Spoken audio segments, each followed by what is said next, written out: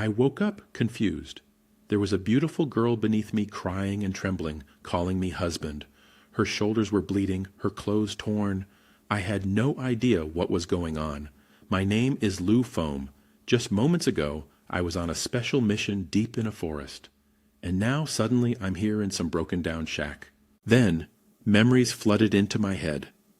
I had transmigrated into another body in a place called Siwa Village, on the border of the Great Li Empire. The guy whose body I took over was a real piece of trash. A lazy drunk, a bully, a complete waste of a man. The empire itself was falling apart, enemies attacking the borders, corrupt officials squeezing every last grain from the people and famine everywhere. In this province, Yuzhou, families had to give up 80% of their harvest as tax. Every man over 14 was forced into the army. Girls over 13 had to marry or their families would be punished. The girl in front of me, Waning, came from a decent family. She and her older sister Waning were forced to marry this body's original owner because their family was running out of time. So I got 2 wives, a pair of sisters. But instead of treating them well, the old Lu drank away all their doughy in-months, beat them, tortured them with whips and needles, and now the house had no food left. When I put clothes on her and told her I was going out to find food, she panicked. She begged me not to sell her to a brothel. She promised to do anything, to ask her father for grain, to never complain again. She was terrified of me, or rather of the man I used to be. I felt bad. I told her gently not to worry, that I would take care of her and her sister from now on. She looked at me like she couldn't believe it. This wasn't the Lu Fong she knew. Her older sister had gone out early to dig for wild vegetables and still hadn't come back, which worried me. But the first problem was simple. We needed food. My stomach was growling. Lucky for me, I had real survival training, hunting, fishing, all of it. I could handle this. I made my decision quickly. Step 1, survive. Step 2, keep surviving. Everything else comes after. When I was about to leave, the older sister Waning came back carrying a broken basket. She saw her little sister crying and immediately begged me to leave her alone, saying she'd go make wild vegetable soup. But when she moved, the scratches on her back from thorns started bleeding badly. She bit her lip to hold back tears. I told them both to stay home, eat the wild vegetables, and wait for me. I was going out to get real food, meat. They looked at each other in disbelief, but didn't dare argue. The old Lu phone was violent and unpredictable, so they just obeyed out of fear. I didn't bother explaining myself. Actions would prove everything. I grabbed a rusty knife and a bag and headed out. Behind me, I could hear them crying. They thought I was taking the bag to sell them off somewhere. I headed toward the mountains. The river nearby had almost no fish left. Too many hungry people had cleaned it out, but few villagers dared hunt in the mountains because of dangerous wild animals. So there was still plenty of game up there. Besides, I needed real meat to rebuild this skinny, starved body. It was autumn, the best time for hunting. I had no bow, just a wooden spear I carved on the way up. Once I reached the slopes, I spotted pheasants and rabbits everywhere. I couldn't catch them by hand, so I set up several traps using vines and branches. Then I heard rustling a civet cat, fat and happy, eating wild fruit off the ground. It hadn't noticed me. I crept behind a tree, waited for it to come closer, and threw my spear with everything I had. The civet tried to run, but I had already predicted its path. The spear hit its mark. I rushed over and finished it with my knife. I hauled the heavy animal down the mountain fast. The smell of blood could attract bigger predators, and in my current weak state, even a wild boar could kill me. While running, I was already planning. Civet meat is a delicacy worth good money, and the hide is tough enough to make bowstrings. Near the village river, a few women were washing clothes.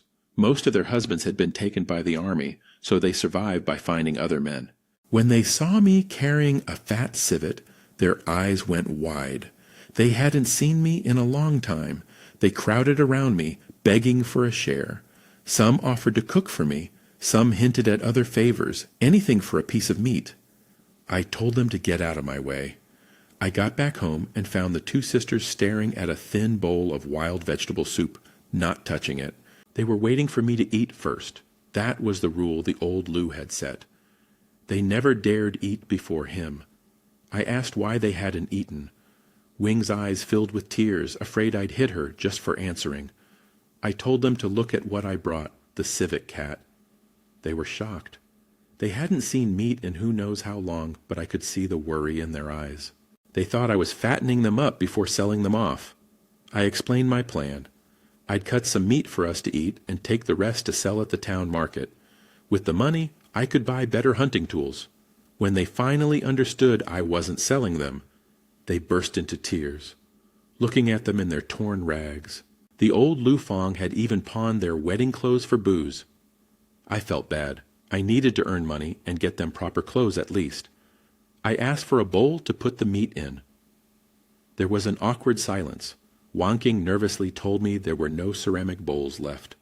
The old me had smashed the last one while beating Wonking. All we had were 3 blackened wooden bowls. I skinned and butchered the civet quickly. The sisters stood nearby, desperate to help, but afraid to move wrong. They kept blurting out things like, "We can work, and please don't sell us, and we'll behave." I had to tell them to stop crying. I hung some meat on bamboo strips to save for later, set aside the bulk to sell in town, and gave them portions to cook. Soon, the smell of cooking meat filled the little kitchen. When the food was ready, they handed me chopsticks and stood back waiting for me to finish the old rule. I told them to sit down and eat with me. They froze. They didn't know what to do. They'd never been allowed to eat at the same time. Waning tried to refuse politely, saying I'd worked hard hunting and they didn't deserve to eat. I didn't argue with words. I leaned over and kissed each of them on the cheek. They turned bright red, completely stunned. In months of marriage, the old Lu Fong had never once shown them any tenderness. I pointed at my own cheek and told them to kiss me back. They shyly leaned forward and did it, then stood perfectly still, waiting to see what I'd do next. I walked behind them and gave each of them a playful smack on the behind. I gave each of them a smack and told them it was punishment for not listening. They should have eaten the soup while I was gone instead of waiting. The younger sister, Waning, let out a soft sound and turned bright red, embarrassed. She didn't seem to mind it at all. Her older sister held it together better, but felt the same. Then Waning suddenly hugged me and begged, tears in her eyes, for me to consummate our marriage with both of them. She said, even if I beat them or sold them, they couldn't stand being untouched wives in this place. If a married woman didn't get pregnant, her family would be punished too. That was the real reason they were so desperate. I smiled and told them we'd do it properly, one at a time, tonight. Waning blushed down to her neck. I could tell the two sisters had very different personalities. The older one quiet and gentle, the younger one bold and eager. But first I made them sit down and eat. I mixed the meat and broth into their wild vegetable soup and gave them big portions. They could barely believe it. The older sister tried to refuse, saying I'd worked harder and deserved more. I told her if she didn't eat, she'd get another smack. That worked. They ate quietly, sneaking glances at me. I finished fast and went outside to exercise. As a soldier, I always trained in the evenings. This body was weak, but had decent bones. With proper food and training, I could get it back in shape. While I was working out, I heard footsteps. A man named Lee Air showed up with 2 thugs. He was the village bully, the one who had led the original Lu Phone into drinking and gambling. He'd been eyeing my wives for a long time. He started talking filth, saying he and his boys wanted to help me with my wives, that they wanted to turn with them. I told him to say it again. He doubled down, threatening to kill me and take the sisters. I punched him in the throat. Before he could recover, I hit him in the chest so hard he flew into the mud wall. Then I grabbed his head and snapped his neck. He died without even screaming. His 2 thugs froze in terror. They turned to run, but I was faster. A few cracks of breaking bone later, all 3 were dead on the ground. Behind me, the sisters had seen everything from the doorway. Their bowls slipped from their hands and shattered. They were frozen stiff with fear. They'd been beaten by the old Blue Foam plenty of times, but they'd never seen him kill anyone, and certainly not like this, so fast and brutal. I sighed. I'd hoped to handle it before they saw, but then Wing spoke up first. I heard everything clearly. "You did it to protect us and our sister." She shook her head. "I'm not afraid." Waning quickly followed. "I'm not afraid either." Their voices were trembling, but they meant it. I smiled. These two were tougher than I expected. I held both sisters close and promised them everything would be all right. They melted into my arms. After all the fear and pain, they finally felt safe. Winging asked Shilly if I really wouldn't trick them. I just grinned and told them to go wash up and get ready for bed. I had to deal with the 3 bodies first. I dragged them up the mountain and dumped them deep in the forest. Let the wild animals have them. I'd taken 1 civet out. Now I was putting a few 100 pounds of meat back in. Fair trade. I rushed home. The night went well, very well. Both sisters were nervous since it was their first time, but everything worked out. I'll leave it at that. Next morning, I woke early with both of them sleeping peacefully in my arms. They'd been so exhausted, they actually slept in for once. Normally, the old Lu foam made them get up at dawn to cook. I let them rest. After a night like that, they deserved it. When they woke up, they were different. Wanking told me quietly that they were truly mine now and would never leave. The shyness was still there, but the fear was mostly gone. After washing up, I sharpened my rusty knife on a rock, my only weapon, gave the sisters instructions, and headed to town to sell the civet meat. The whole animal was about 30 pounds.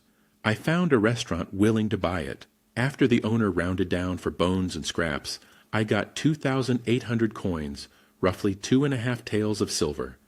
In these desperate times, that was serious money. I started shopping. First, I went to a blacksmith.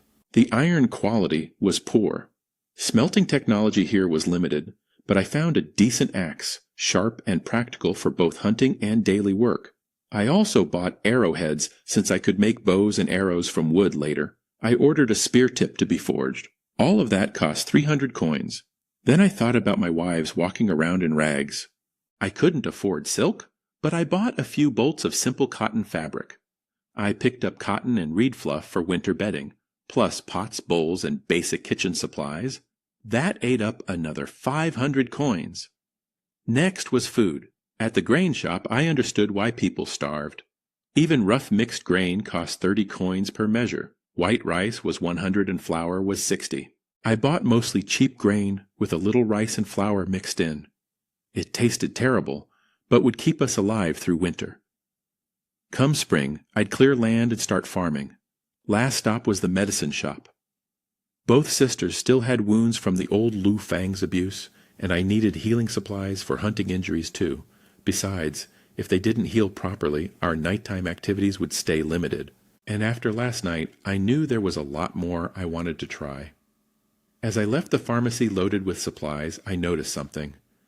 A man pretending to browse nearby. I'd spotted him 4 times today, always lingering close. When he caught me staring, he glared and walked off toward the gambling house. Someone was following me. I recognized the man following me. He was a worker from the gambling house. The old Lu used to drink and gamble there constantly, losing everything, including the land deed. This guy clearly saw my money and was going to round up some people. I wasn't worried. If they came for me, I'd settle old and new debts at once. I hired an ox cart and rode back to the village loaded with supplies. The whole village came out to stare, afterward spread about my hunting. Nobody dared bother me directly, but they followed the cart all the way home, drooling. The neighbors crowded around my wives, begging for food. Some wanted rice, some wanted fabric, some wanted cotton for their children's coats. I threw my axe into the door plank to shut everyone up. The blade stuck deep, the wood groaning. I told them the deal. If their men cut trees for me, I'd trade 1 tree for 1 pound of rice. I needed lumber to fix my house, but nobody touches my wives or begs from them. I'm the one in charge here. After chasing them off, I gave the sisters the fabric and told them to pick bright colors and make themselves proper clothes and a big, warm quilt for winter. They were stunned by the quality of the cloth. Even wealthy families in town rarely use material this nice. They tried to refuse, saying I should have the clothes instead. I knew what they were really thinking. They were still afraid I was dressing them up to sell them for a better price. I felt Wing's hands. Ice cold, her body shivering. Not cold, she says. Liar. I scolded them gently and handed over the medicine, telling them to eat dinner, then strip down and wait for me to treat their wounds. While I was unloading everything, doing all the heavy lifting myself without asking them to help, the sisters decided to make dinner. Waning mentioned that a village woman named Xiaong had taken them foraging today and helped them find a big basket of beautiful, wild vegetables. My blood went cold. Xiaong, that was Lier's woman. Lier, whose neck I snapped yesterday. I grabbed the basket and ripped off the cloth covering just as I feared. These vegetables were huge and green and perfect. In a famine where people strip bark off trees, vegetables like this don't exist unless they're poisonous. She'd given them toxic plants on purpose. I was furious. That woman was trying to kill us through my own wife's hands. I asked them sharply if they didn't know these were poisonous. They collapsed to the ground in terror, clinging to each other and crying. They thought I was angry at them. Wanking begged me to hit her instead of her sister. Wanking swore she'd never try to poison me, that she was grateful for everything I'd done. I didn't yell anymore. I just quietly sorted through the basket, pulled out the poisonous ones, and handed back the safe vegetables. I told one to cook those. She took the bowl with shaking hands, her eyes completely dead. She thought I was making them eat the poison as punishment. In her mind, poisoning your husband was a capital crime under local law, and letting them die by their own poison would be merciful. She'd already accepted death. The wild vegetables were boiling in the pot. Wanking suddenly said she wanted to serve me one last time and started undressing right there. Thinking I was about to execute them, I stopped her. She had it all wrong. I carried her to the bedroom, but not for what she expected. I took out the medicine and gently rubbed ointment on the wounds covering her back. While I worked, I explained everything. The man who came to threaten us was Lier, the village bully, and Xiao Fang's lover. Xiong was the one who gave them the poisonous vegetables on purpose. They were new here. They didn't know the connections between people in the village. I never suspected them for a second. Then I called Waning over and treated her wounds too. Both sisters broke down crying as they finally understood. I knew the whole story. I didn't blame them, and I was taking care of them. Their trust in me deepened right there. After we ate dinner, I prepared the poisonous vegetables in a wooden bucket with some rice, and headed out to settle things with Xiaong. Winging insisted on coming. I was surprised. She seemed so gentle and quiet, but she was firm. In her mind, a woman who tried to murder her husband through trickery deserved death, and she wanted to watch it happen. I respected that. In this brutal world, my women couldn't afford to be soft. Xiong saw us coming and turned white with fear. She'd secretly followed Lier that night and watched me kill all 3 men with my bare hands. She'd been too terrified to sleep or report it. No evidence would survive the mountain animals anyway, so she'd come up with the poison plan instead, using my innocent wives as the weapon. I told her plainly I would have let her live, but she kept coming after me. I grabbed her, threw her down, and hit her hard across the face. She tried to run but tripped. I wasn't giving her any chance to beg. I called Wanking forward with the bucket. I expected to do it myself, but she stepped up instead. Her hands were trembling, but her eyes were cold. She said it herself. Anyone who tried to kill her husband through their hands deserved to die. She forced open Xiaong's jaw and shoved the poisonous vegetables down her throat. Then she lifted the wooden bucket and smashed it over Xiaong's head. The bucket shattered. Xiaong was dead. The moment it was over, all the strength drained from Wanking. She collapsed into my arms, barely breathing, shaking uncontrollably. She whispered that she wouldn't be a burden to me. I held her and told her she was never a burden. I carried her home and left her with one sheen to rest. I had more important things to take care of. I started working on a bow. The civet skin I'd saved was dry enough now. I burned off the fur, soaked it, cut it into thin strips, and twisted them together in groups of 3 to make a bowstring. The civet skin had decent flexibility, but wasn't ideal. I'd need proper animal simulator for a stronger bow, or even a crossbow. But for now, this would do. With a real bow, hunting would become much easier. While I was working, I heard thumping outside. I grabbed my axe and went to check. 3 skinny men were standing there, each carrying a log on their shoulders. I couldn't believe it. Someone actually took me up on my offer. The leader was a big guy named Tian La, simple and honest. He showed me the logs, good quality fir wood, perfect for building.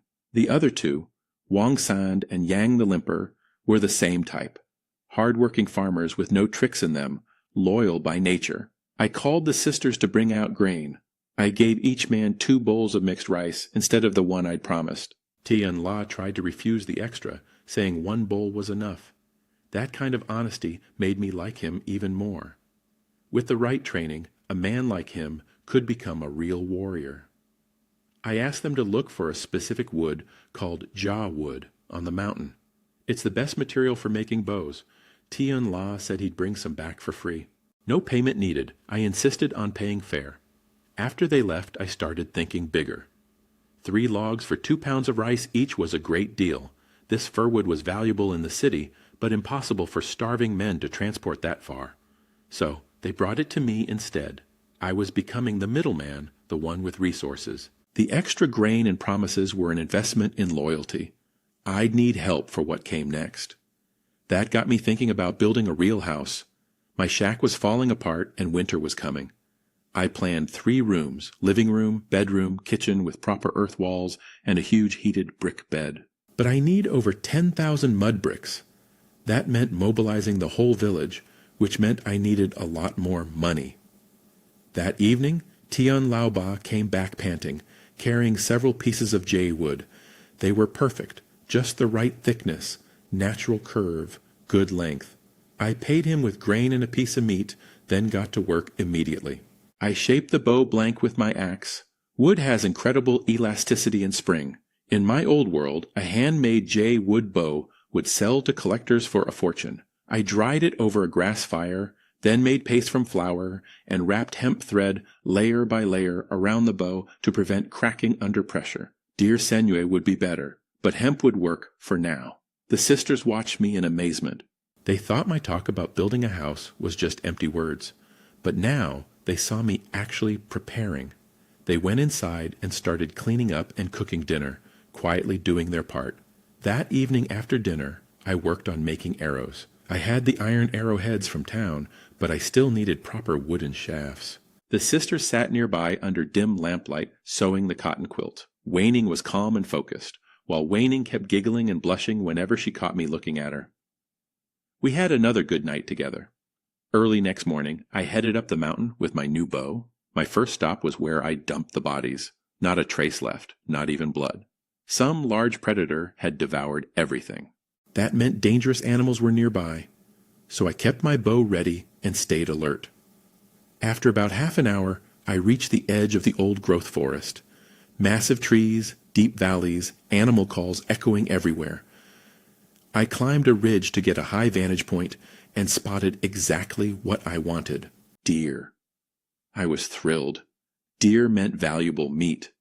But more importantly, deer sinew is the best material for bowstrings and tools. And deer are herd animals, which meant I might get more than one. I tracked them and got within about 30 feet of a big buck. Thick antlers with 3 or 4 points, muscular, fat with autumn feeding. I drew my bow and released without hesitation. The arrow punched clean through the deer's body and out the other side. I didn't rush. I followed at a steady pace, watching the buck's breathing get heavier as it bled. Then I picked up speed, even imitating tiger and lion sounds, to panic it into running faster and bleeding out quicker. Blood attracts predators, so I needed this done fast. The buck was still moving, so I needed a second shot. The angle was bad, so I kicked off a tree trunk, launched myself into the air, and fired mid-jump. The arrow pierced straight through the heart and pinned into a tree on the other side. The buck collapsed, twitched a few times, and died. I ran over and cursed myself. The deer blood had mostly drained out onto the ground. Deer blood is incredibly valuable, and I'd wasted it. I made a mental note to be smarter next time. I built a quick drag frame from vines and branches and hauled the deer downhill as fast as I could. By the time I reached the village, people were just heading out to work. The village chief, Wang Chongshang, and his wife walked right into me, dragging a full-grown buck behind me. They stood there with their mouths open. The chief had apparently scolded his wife for spreading rumors about me turning my life around. Now he was staring at the proof. His wife started nudging him, pointing at the antlers, telling him deer antler wine was some kind of miracle medicine. She gave him a sly smile. On my way home, the village chief Wang Chong stopped me. He was in his 30s, lived well compared to everyone else. Big brick house, 100 acres of good farmland. His first wife never gave him children, so he'd spent a fortune buying the top girl from a brothel in the county as his second wife. She'd worn him out completely. He couldn't perform anymore, and she never let him forget it. He tried to lowball me for the deer antlers, offered 2 silver tails, and acted like he was doing me a favor. He even called me by my old humiliating nickname, 3 Legs, from when I used to work at his place. I shut him down fast. I told him if he'd never even tasted swan meat. He had no business dreaming about deer antlers. I told him to get out of my way and walked off.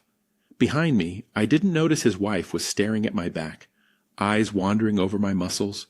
She was already scheming since her husband couldn't give her a child. Maybe someone else could. As long as the baby carried the Wang name, who'd know the difference?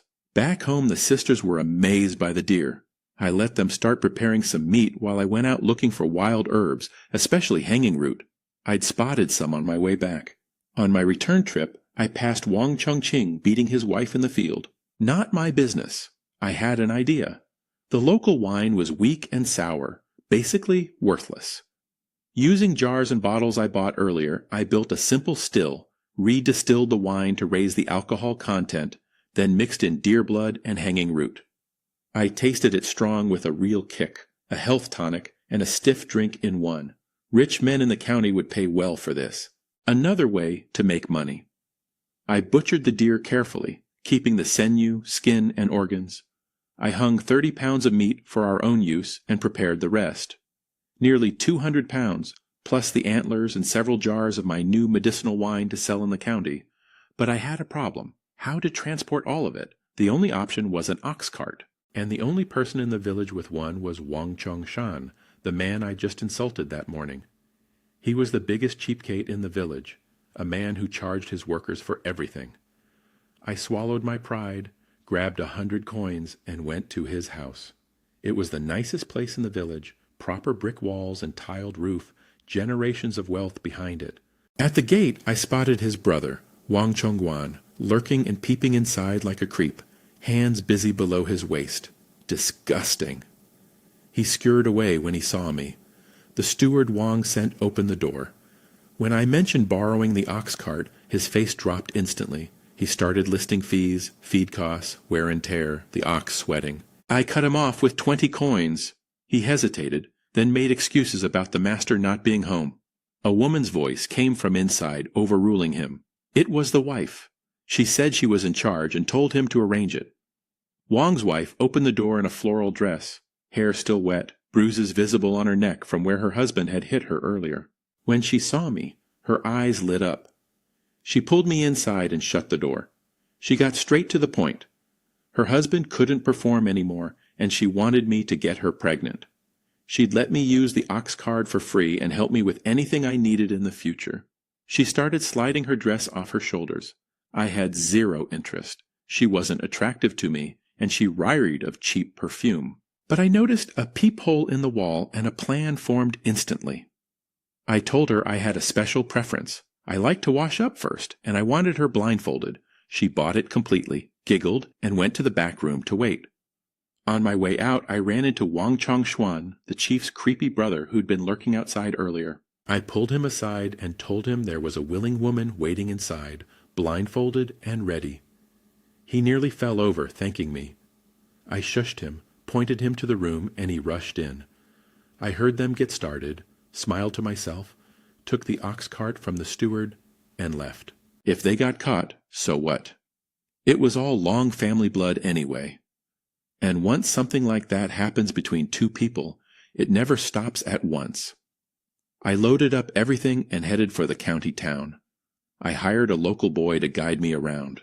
I sold the deer meat to the biggest restaurant and brought the antlers and deer blood wine to a medicine shop. I made over 40 taels of silver. A passing merchant bought the remaining scraps at a high price, bringing my total to over 60 taels. I was stunned. One deer was worth enough to buy a house in town. I went straight to the grain shop and bought 50 measures of mixed rice.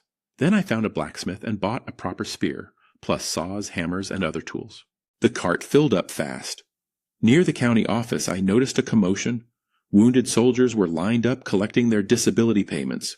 Among them, I spotted a one-eyed man with a broken leg on crutches with Shia Wong, my wife's older brother. He'd only been gone 4 months and had come back completely destroyed. Even for someone like me who'd seen plenty of blood, it hit hard. War chews up ordinary people and spits them out. It also reminded me that the front lines were getting closer. I needed to prepare faster. I stopped at the livestock market last. The government had made it legal to buy and sell cattle, though they kept beef prices low to discourage slaughter. I paid 15 taels for a scrawny ox, enough money for a normal family to live on for years. Then I bought a batch of chicks and a brand new ox cart. The merchant threw in free feed, probably because he hadn't seen a customer spin like that in ages. I drove through the night to get home. Next morning, when the sisters saw the chicks and the ox, they lost it. They threw their arms around me and kissed me on the spot. In this starving world, chickens and a cow meant a future. Waning immediately went to cut grass for the ox. Waning got busy building a little home for the chicks. I returned Wang Chongqing's ox cart. His wife glared at me like she wanted me dead. She'd figured out it wasn't me in that room with her. Not my problem. A couple days later, everything at home was in order. I loaded up my new ox cart with deer blood wine, 50 pounds of grain, rabbits, and pheasants from my traps, and headed to the county with both sisters. I handed Wing a pouch with 2 taels of silver and told her it was a gift for her parents. She looked at me with tears in her bloodshot eyes, feeling the warmth of the new clothes I'd bought her. Then she suddenly said she and her sister wanted to give me children. I teased them about how many 10. Start right now. To my surprise, Waning said, yes, right now. So we stopped the cart in the countryside and spent some time together in the grass by the roadside. After that, the sisters were in much better spirits for the rest of the trip. Their family lived on the edge of the county in a modest mud brick house. Their father, Woodland Linfo, used to be a respected doctor with a proper stone courtyard, home, and farmland. But after he got too old to work, he sold his clinic. Then the sisters couldn't find husbands in time. So the government piled on extra taxes. He sold his land, then the big house, until all that was left was this little place. He'd even given away his last savings as dowry for the sisters, hoping to protect them from the old me. Their mother came to the gate and burst into tears when she saw her daughters. The sisters dropped to their knees and cried. I tied up the ox and went inside. Their second brother with Shia Wang was in the yard. One leg gone, one eye missing, sunbathing in a bamboo chair while the old man treated his wounds. He was only gone 4 months and came back a wreck. I started unloading the cart, grain, wine, meat, everything, and stacking it in their yard. The old man watched with growing panic. He thought I was returning the doughy, which meant I was divorcing his daughters. In this world, a divorced woman could never remarry, and a family with unmarried daughters past the age limit faced exile. His hands were shaking. He started nervously telling me he'd help me with anything I needed. Just please keep his girls. I was confused for a moment. I'd come here to show respect, not return anyone. Then the sisters realized what was happening and rushed over with the silver. Father, mother, this money is from our husband to show his respect to you both. The sisters jumped in and explained everything to their father, how I'd been hunting, earning money, buying supplies for winter. They bragged about me nonstop, building me up as the perfect husband. The old man's face went from terror to disbelief. He looked at his daughters in their new clothes, healthy and well-fed. Then ran outside and saw the ox and cart. His hands trembled. In this empire, owning a cow made you wealthy. He came back with tears in his eyes, grabbed my hands, and called me a good son-in-law over and over. He said he'd been wrong about me. He ordered his wife to cook some dishes and insisted on drinking with me. I brought out my dear blood wine and warned him it was strong. He scoffed at the warning, grabbed his bowl, and downed it in one gulp. His face turned red instantly. He started coughing like his throat was on fire, calling for water. I just smiled. I tried to tell him the alcohol in my wine was over 40% made with modern distillation methods. The local rice wine was maybe 5% at best. Nobody in this era had ever tasted anything close. Once he recovered, he got curious. He asked how I made it. When I mentioned the medicinal properties, how strong alcohol kills germs and cleans wounds, his eyes went wide. He was a lifelong doctor, and he immediately understood the implications. Then he got excited and declared that his medical knowledge finally had an heir. He'd been worried nobody would carry on his skills. After dinner, the family talked. Their mother fussed about the sisters not being pregnant yet. I asked the second brother about the war situation. He told me it was bad. The northern barbarians had reached the border of our province. Spies were already planted everywhere, and if things didn't improve by spring, everyone would need to flee south. That worried me. I was running low on silver and didn't have enough resources to build real defenses. Running south wasn't safe either. Then an idea hit me. The gambling house. I could make money there. I filed that away for later. Before bed, I arranged for my ox to be fed. Back home, I'd left Tianlaoba guarding the house. In these desperate times, if nobody watched your things, people would steal the straw off your roof.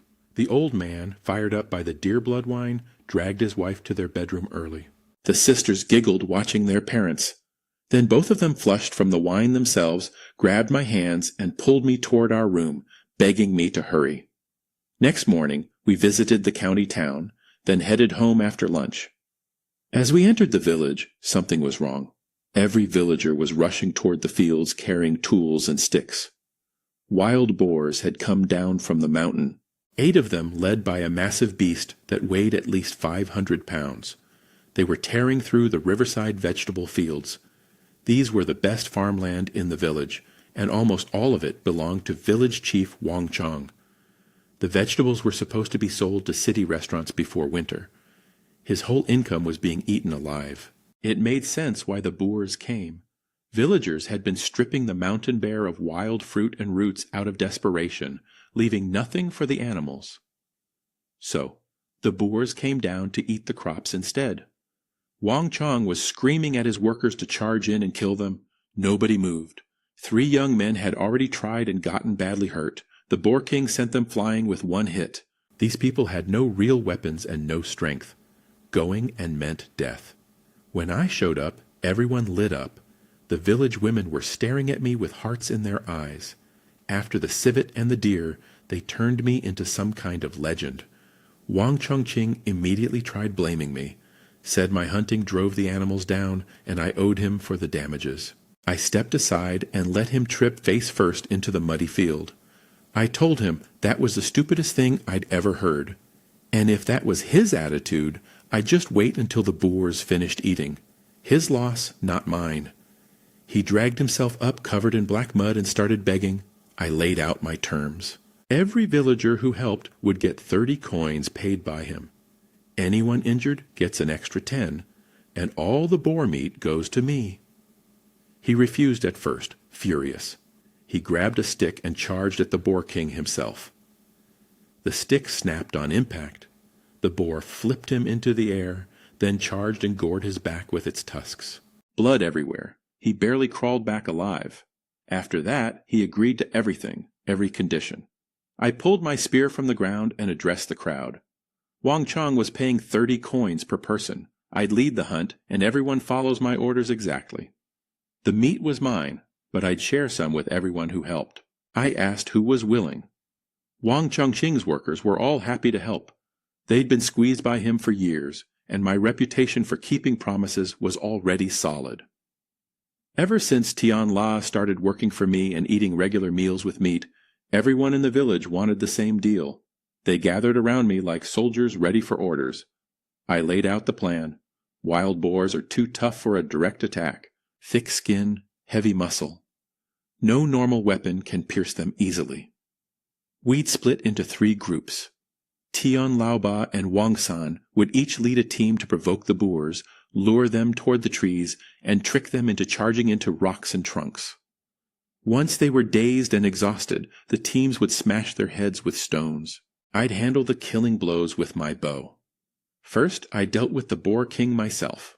At close range, my arrow punched straight into its forehead and sank deep into the skull. The beast charged at me with the arrow still sticking out of its head, tusks gleaming, but it only made it a few steps before crashing face first into the mud, barely breathing. After that, the teams worked perfectly. They drove the remaining boars in circles, wearing them down. Whenever one stumbled, I put an arrow through it. Before long, all 8 boars were down. The villagers couldn't believe it. While everyone was celebrating, Wang Chongwan, the chief's worthless brother, walked up and demanded half the meat. He reminded me about the favor I'd done him with his brother's wife, and hinted he'd expose me if I didn't share. I almost laughed. He was the one who slept with his own sister-in-law. That had nothing to do with me. When I refused, he actually swung his fist at my face. Bad move. I caught his wrist and crushed it, bones cracking loud enough for everyone to hear. Then I slammed his shoulder out of its socket. He dropped to his knees, screaming. To make sure everyone got the message, I threw my spears spinning into the air, caught it, and launched it between his legs. The blade stopped the hair's width from his manhood. He fainted on the spot. I slapped him awake, then walked over to start butchering the boars. The fight, the spear throw, the whole display, it wasn't really about him. I wanted every person in this village to see clearly who I was. I wanted them to trust my word and fear my strength. The wild boar meat was valuable, sure, but building authority and loyalty was worth more than any amount of pork. I didn't kill Wang Chongwan. No need to start a blood feud with the Wang family yet. The villagers loved what I did, though. They crowded around, praising my archery and asking me to teach them. I started dividing the boar meat. Ton Laoba, Wang San, and Yang the Limper each got a whole leg plus 10 extra pounds for leading the charge. Everyone else got 5 pounds of meat and 2 pounds of organs. When I announced this, the men could barely contain themselves. 5 pounds of meat was worth 50 coins, more than most of them had seen in months, and I still kept the vast majority. 8 boars totaled over 2,000 pounds. 1 boar covered everyone's share. The rest was mine. It was calculated generosity. I was buying loyalty, showing fairness, proving I keep my word. It worked. They looked at me like I was their savior. I left Tianla and his 2 men to guard the BS while I headed home with the sisters to get the ox cart. But as I approached my gate, I noticed the twig I'd wedged in the door crack was on the ground. Someone had been inside. I told the sisters to hide behind a tree, gripped my axe, and pushed the door open slowly. A blade came swinging at my face from above. I blocked it with the axe, grabbed the attacker's wrist, kicked him, and threw him out. Then another knife came from the side, even stronger. I dodged into the yard, and the gate slammed shut behind me. A man with a long blade stepped out from behind the door, cutting off my escape. 4 more armed men appeared from inside the house. I was surrounded. I recognized them immediately. They were from the gambling house in town, the same place the old Lu Foam owed money. The leader was a 1-armed man everyone called Dubai. He'd lost his arm collecting gambling debts years ago and became vicious afterward. He ran the gambling den and tavern for the real boss behind the scenes. He smiled at me and laid it out. The old Luong had promised that if he couldn't pay his debts, his wives would be handed over instead. Dubai wanted the money, the women, and probably to burn my house down on the way out. He was confident because he had numbers. These weren't his only men either. He was too cautious for that. There would be more hiding nearby, but he had no idea what he was dealing with. These thugs could come in dozens, and it wouldn't matter. The moment they stepped into my yard to set their ambush, they were already dead. I smiled and told him to bring out everyone. These few weren't enough. He laughed and called for his 4 best killers, nicknamed the 4 Dogs. They never came out unless it was time to leave no survivors. 10 men had me surrounded, but I'd already mapped out my attack before they even moved. I exploded forward and reached Dub by in a single breath. He tried to block with his knife, but my axe cut clean through his only remaining hand. Before he could even scream properly, I flipped the axe and took off half his face. The rest came at me fast. One swung his blade. I spun and opened his throat with a single stroke. 2 more charged together. I dodged the first sword and in the same motion chopped off the other man's arm. Blood sprayed everywhere. Another got a kick that sent him flying. I grabbed a wooden rack and threw it to create space, then dove back in. Within moments, all 10 were dead. Body parts and blood covered the yard. I wiped my axe clean on Dubai's corpse and noticed the blade was getting dull. The iron quality in this era was terrible. Someday I'd need to build a proper steel furnace. I opened the gate and waved the sisters in. They were shaken. They'd watched the whole thing, 10 armed killers, professional fighters from the gambling den, and I'd torn through them like paper. They started looking at me differently.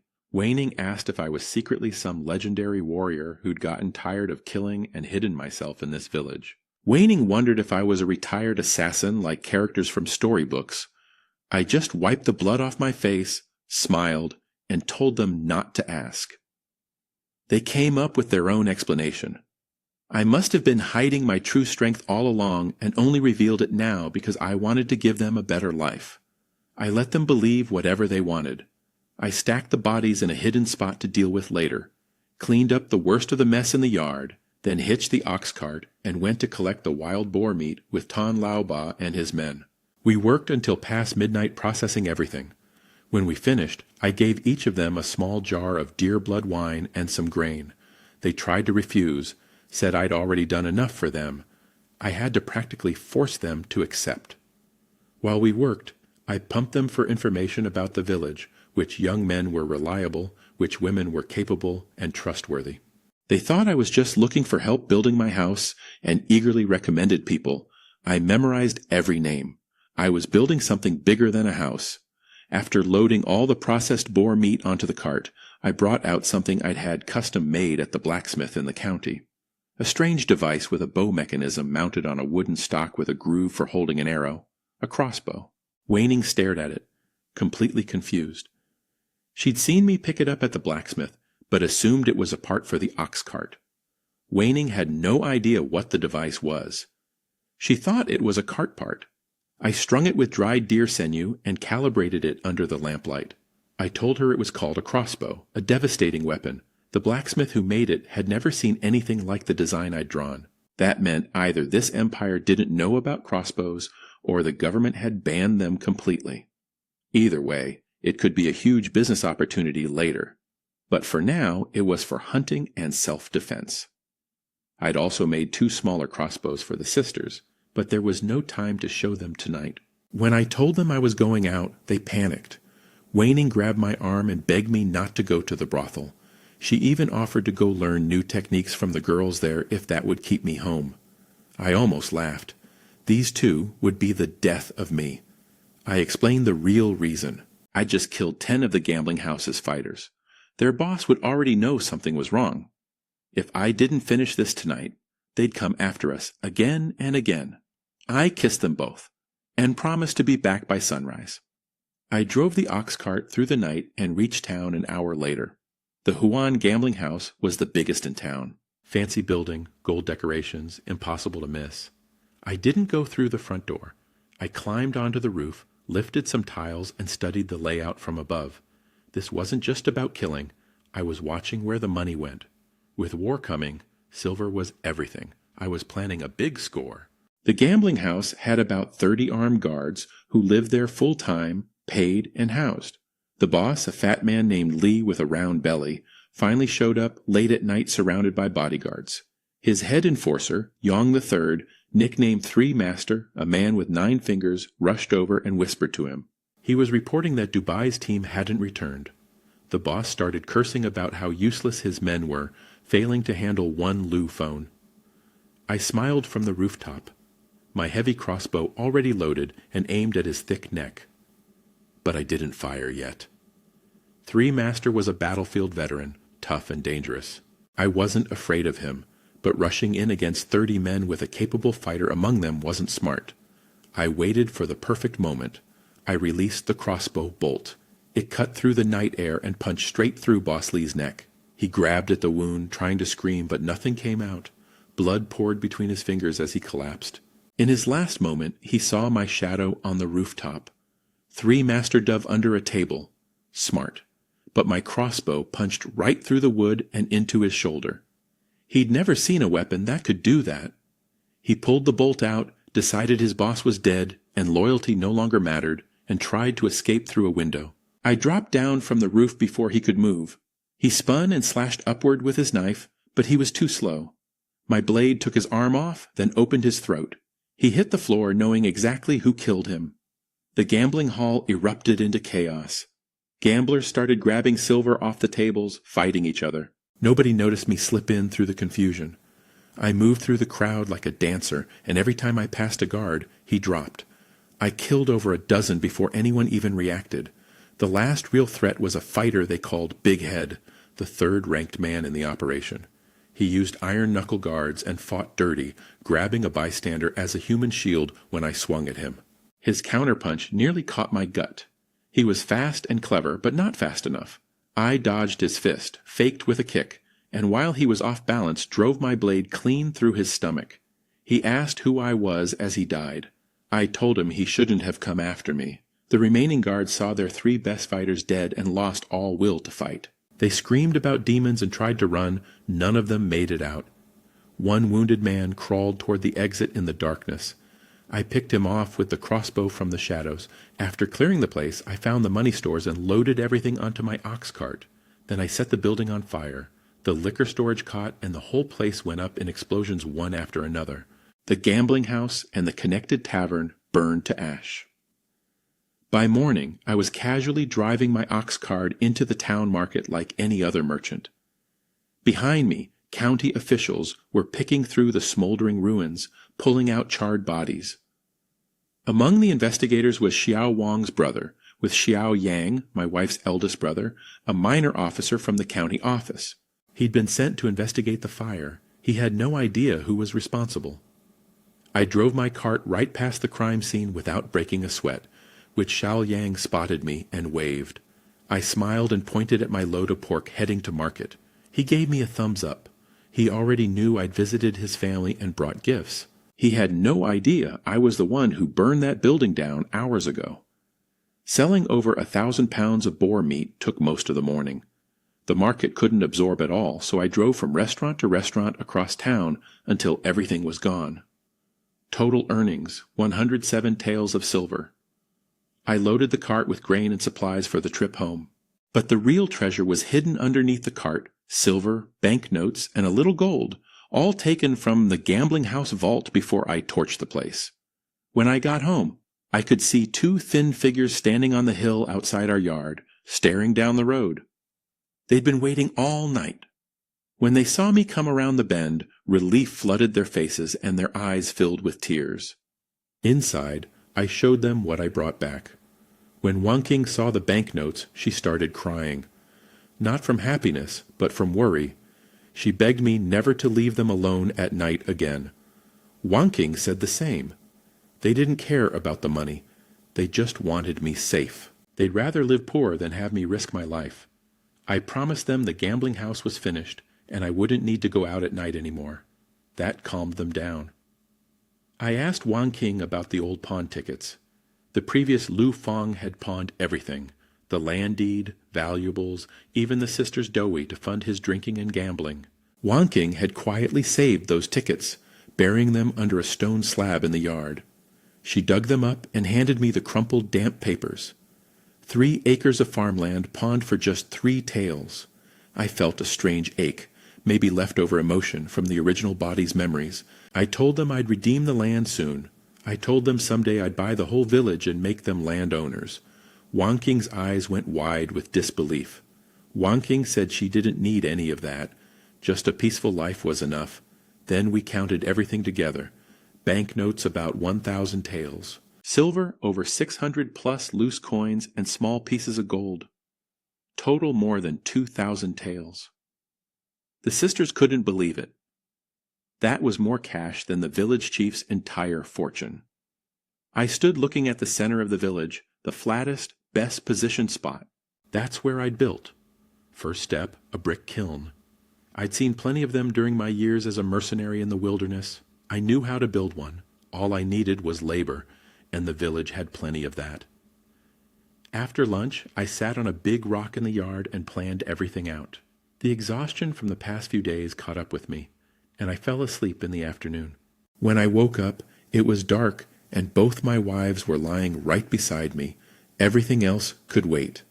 By the time I woke again the next morning, they'd already prepared hot water and breakfast. While I was getting ready in the morning, Wang dropped a bombshell. She told her sister they should find me a concubine. At first, I thought it was about our nights together. They couldn't keep up with me. But Wing explained the real reason. We'd been together for a while now, and neither sister was pregnant. Under Yujo law, a man without children could have his property seized and be forced into the army. If I got taken away, they'd have nothing. So having more women meant more chances for an heir and also help around the house. They even knelt before me and begged. Waning said she already had someone picked out, a childhood friend from the county who was educated, capable, and still unmarried because she was too proud to accept an ordinary man. Her family was being punished by the government for her refusal to marry.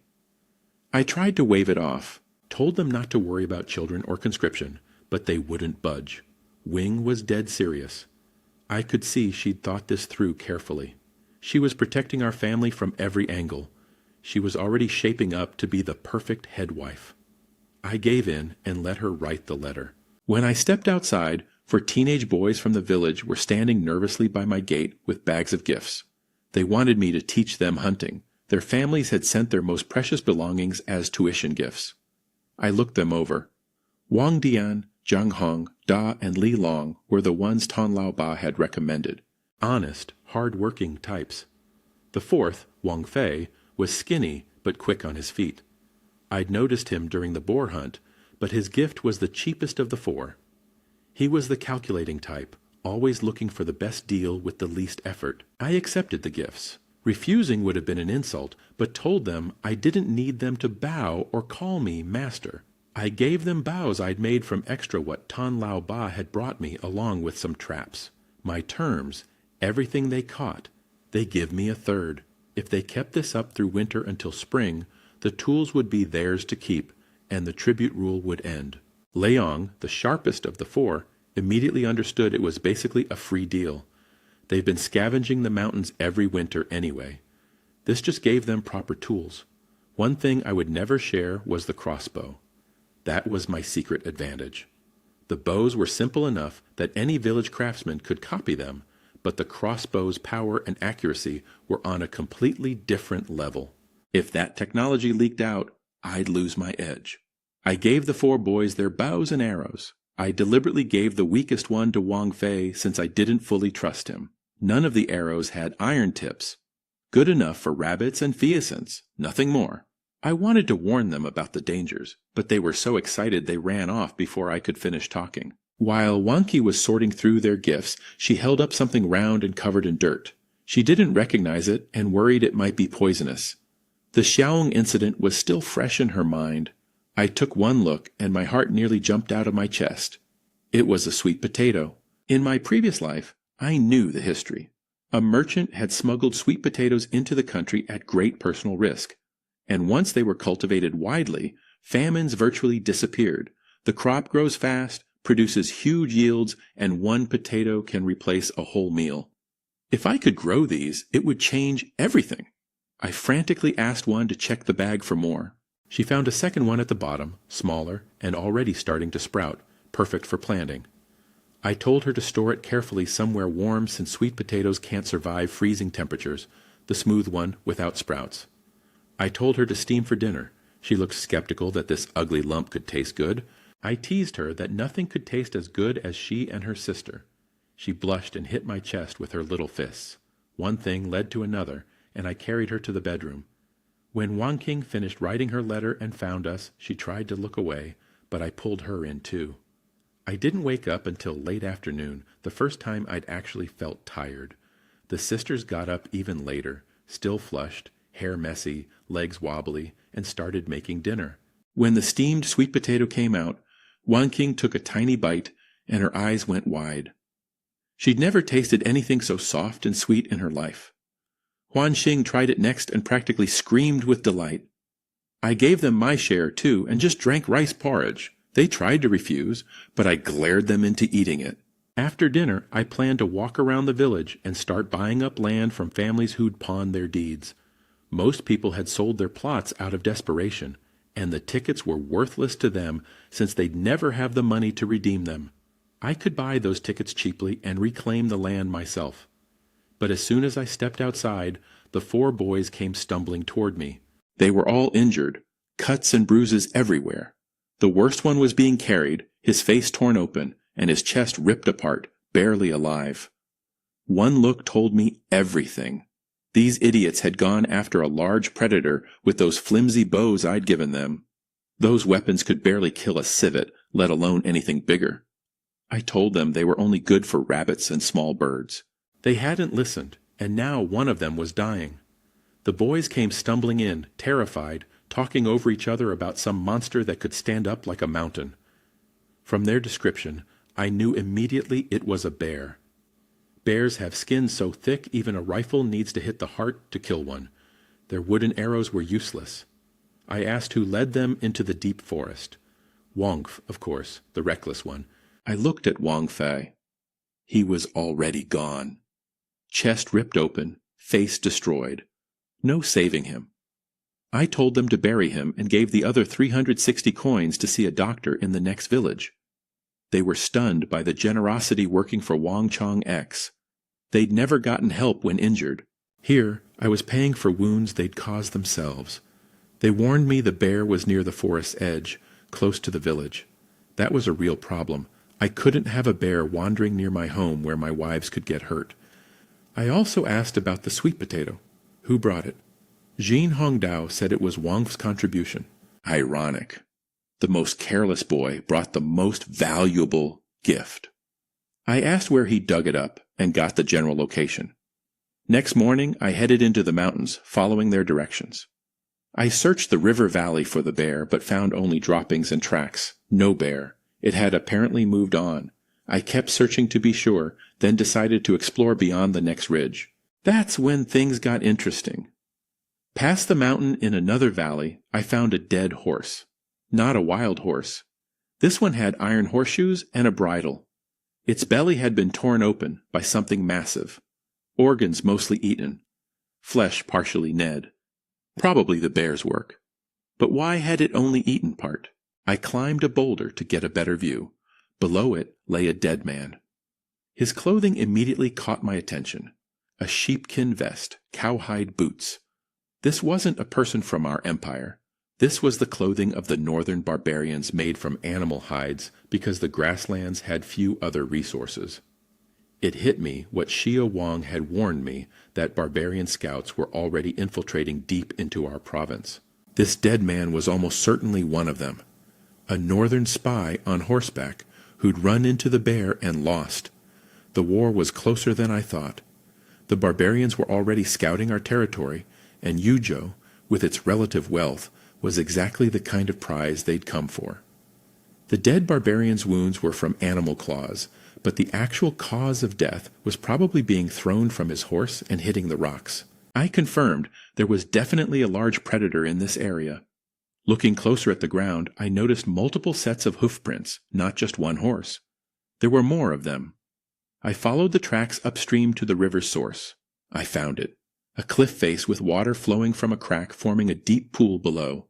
Hidden near a dark cave entrance, a jet black horse was tied up, fully equipped with a leather saddle, a curved sword, and a quiver of arrows.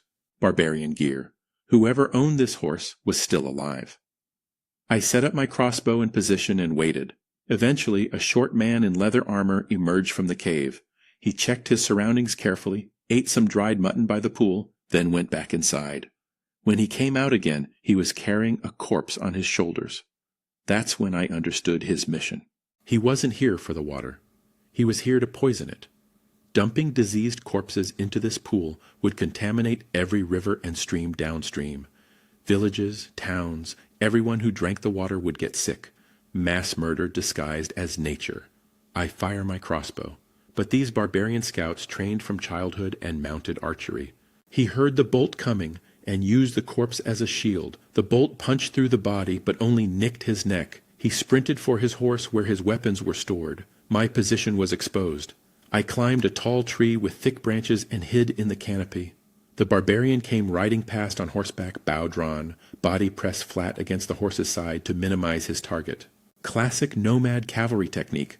But he'd overlooked one thing. The forest was too dense for mounted combat, and I was above him now. I grabbed a branch with one hand, swung down with the crossbow in the other, and kicked him square in the neck mid-swing. He flew off the horse. He was tough, though. Even after that hit, he managed to pull his curved sword while rolling on the ground. He dodged my spear thrust, blocked another, and tried to run for the horse again. I threw my axe at him. He ducked. But I'd already predicted that. I never intended to kill him with it. If I'd wanted him dead, I could have shot him from the tree. I wanted him alive. The government paid bounties for captured barbarian spies, and a living prisoner could provide intelligence that would save countless lives downstream. The spinning axe handle cracked the barbarian right on the skull. He dropped like a stone. I tied him up tight, then turned my attention to the real prize, the horse. It was a magnificent animal, jet black, tall and strong, fully equipped with saddle, sword, and quiver. The horse didn't like me at first, rearing and snorting. I grabbed the reins and yanked hard enough to force its head down, then pulled it right off its feet. When it stood back up and met my eyes, it got the message fast. I dangled my axe near its belly and explained the situation. Behave and eat well. Maybe even get a mate someday. Cause trouble and lose something important. The horse understood perfectly. I ate the barbarian's dried meat, loaded him onto the horse, and headed home. On the way down, I found the patch of sweet potatoes Wang Fei had dug from, a whole field of them. I loaded as many as I could onto the horse alongside the prisoner. The poor animal was panting under the weight, but didn't dare complain with that axe swinging beneath it. The barbarian woke up halfway and started cursing, demanding I release him. I asked him how many scouts had come and what other missions they had besides poisoning the water. He refused to talk. I punched him unconscious again. When I emerged from the forest, Wang Chongshan was in the fields below with his workers repairing the damage from the wild boar attack. The workers spotted me first, a man leading a horse with a bound prisoner on its back. Word spread instantly. When they recognized the prisoner's sheepskin boots as barbarian clothing, they couldn't believe it. Capturing a northern spy alive was a major achievement with a serious government bounty attached. Wang Chongqing heard his workers praising me and lost his temper. He stormed over and blocked my path red-faced, calling me the village's curse. He laid into me with a list of accusations. My parents died because of me. The famine was my fault. My hunting drove the wild boars down to destroy his fields. I'd caused Wang's death by giving the boys weapons. And worst of all, I tricked his brother into sleeping with his wife, bringing shame on the Wang family. That last one was actually true. Though his brother hadn't exactly needed much convincing, I just stood there smiling, letting him rant, waiting to see where this performance was going. Wang Chongqing kept screaming, calling me a curse on the village, blaming me for everything. The famine, the wild boars, Wang Fei's death, his brother's affair. He pointed at my nose and called me an animal. Then he declared he was using his authority as village chief to banish me from the village forever. I almost laughed. I asked if he was offering me his position. That made him even crazier. He convinced himself that my entire plan all along was to steal his role as chief, that I deliberately arranged for his brother to sleep with his wife to destroy the Wang family's reputation. When I lost patience and shoved him into the muddy field, he scrambled away, screaming about murder, tripping, and falling the whole way. Walking home, I realized these two brothers were a real threat. Not to me directly, but to my wives. I'd be leaving for the county to turn in the barbarian prisoners soon, and Wang Chongqing and his brother were exactly the type to try something while I was gone. I needed to tell Tian Laoba and the others to watch over my house. Wang Chongqing couldn't be killed carelessly since he was still an official, but his brother, Wang Chongguan, was a different story. One wrong move from him, and I'd end it without hesitation. What I didn't know was that behind me, the two brothers were already plotting. Wang Chongxuan laid out a plan to his brother. Wait until I left for the county with the prisoner, then break into my house, assault both sisters, burn the house down with the evidence inside, and use their workers as alibis. Wang Chongqing agreed immediately. They wanted revenge for every humiliation, the boar incident, the affair, my rising status. When I got home, Wang Qing was cleaning the yard and Weining was cooking porridge. Helping them was Hangyang, an older woman from the edge of the village. She was a kind soul who'd lost both sons to the army draft and her only daughter to childbirth. She'd secretly cared for my wife's back when the old Lu Fong used to beat them so badly they couldn't get out of bed, sneaking them food, nursing them through illness. Weining would have died from her stomach sickness without Huang Xiang's help. She treated the sisters like her own daughters, and I was happy to have her around. Weining came running to me the moment she saw me, eyes full of warmth. When I got home, the sisters shyly asked if they could give some grain to Hang. Her husband had broken his leg falling off a mountain while gathering firewood, and they'd had no food for 2 days. The sisters looked at me with big, nervous eyes in the old days. Asking for anything would have gotten them beaten. I told them it was no big deal. They were my wives. They could make decisions like that on their own. They were so moved, they nearly cried again. The fact that they dared to ask at all showed how much they trusted me now. When Hong Shan saw the barbarian tied to the horse, she screamed and tried to drag the sisters away. I calmed her down and explained about the 50-year-old bounty from the county government. Then she noticed the horse and got serious. She warned me that keeping a military horse was punishable by death. I told her I'd say it was a wild horse I tamed in the mountains. She thought for a moment, then offered to hide the saddle, bridle, and all the military gear at her house. Without that evidence, nobody could prove it was a waror. I understood what she was really doing. By holding evidence that could incriminate me, she was binding herself to our family, proving she'd never betray us, while also keeping a card to protect the sisters if I ever turned bad again. It was actually clever. Wing figured it out, too. I didn't mind. This old woman genuinely loved my wives like daughters, so I agreed. I hid the horse in the backyard near the mountain where nobody would find it, stored the sweet potatoes safely, and tied up the prisoner for the night. I'd take him to the county tomorrow. Over dinner, boiled boar meat and wild vegetable porridge. I couldn't stop staring at my wives. They caught me looking and turned red, trying to hide behind their bowls. I told them to eat plenty because they'd need the energy tonight. I had them boil a big pot of hot water afterward. They didn't understand why. I told them it was bath time, and tonight I'd be teaching them some new things. The only tub we had was an oversized wooden barrel I commissioned for skinning animals, but it worked. Watching them squeeze into it together, I made a mental note to order a proper bathtub big enough for 3. When Weining stepped out of the bedroom doorway, freshly washed, holding her clothes in front of herself, and said softly, "Husband, I'm ready." Well, everything else could wait until tomorrow. We had a very good night. I taught the sisters some new things they'd never heard of before. Wing was shy at first, but followed my lead. By the end, both of them were completely spent. Before dawn, I loaded the barbarian prisoner onto the ox cart and headed for the county. I told Wing to have Hang Xiang come stay with them while I was gone. I'd wanted Tan Lao Ba to guard the house, but the sisters refused. They said having another man watch over them while their husband was away wasn't proper, so the old woman was the best choice. On the road, the barbarian pretended to still be unconscious, waiting for a chance to attack when the cart turned. I broke his arm for trying. No more tricks after that. At the city gate, things got tense. The guards saw the barbarian and surrounded me instantly, weapons drawn.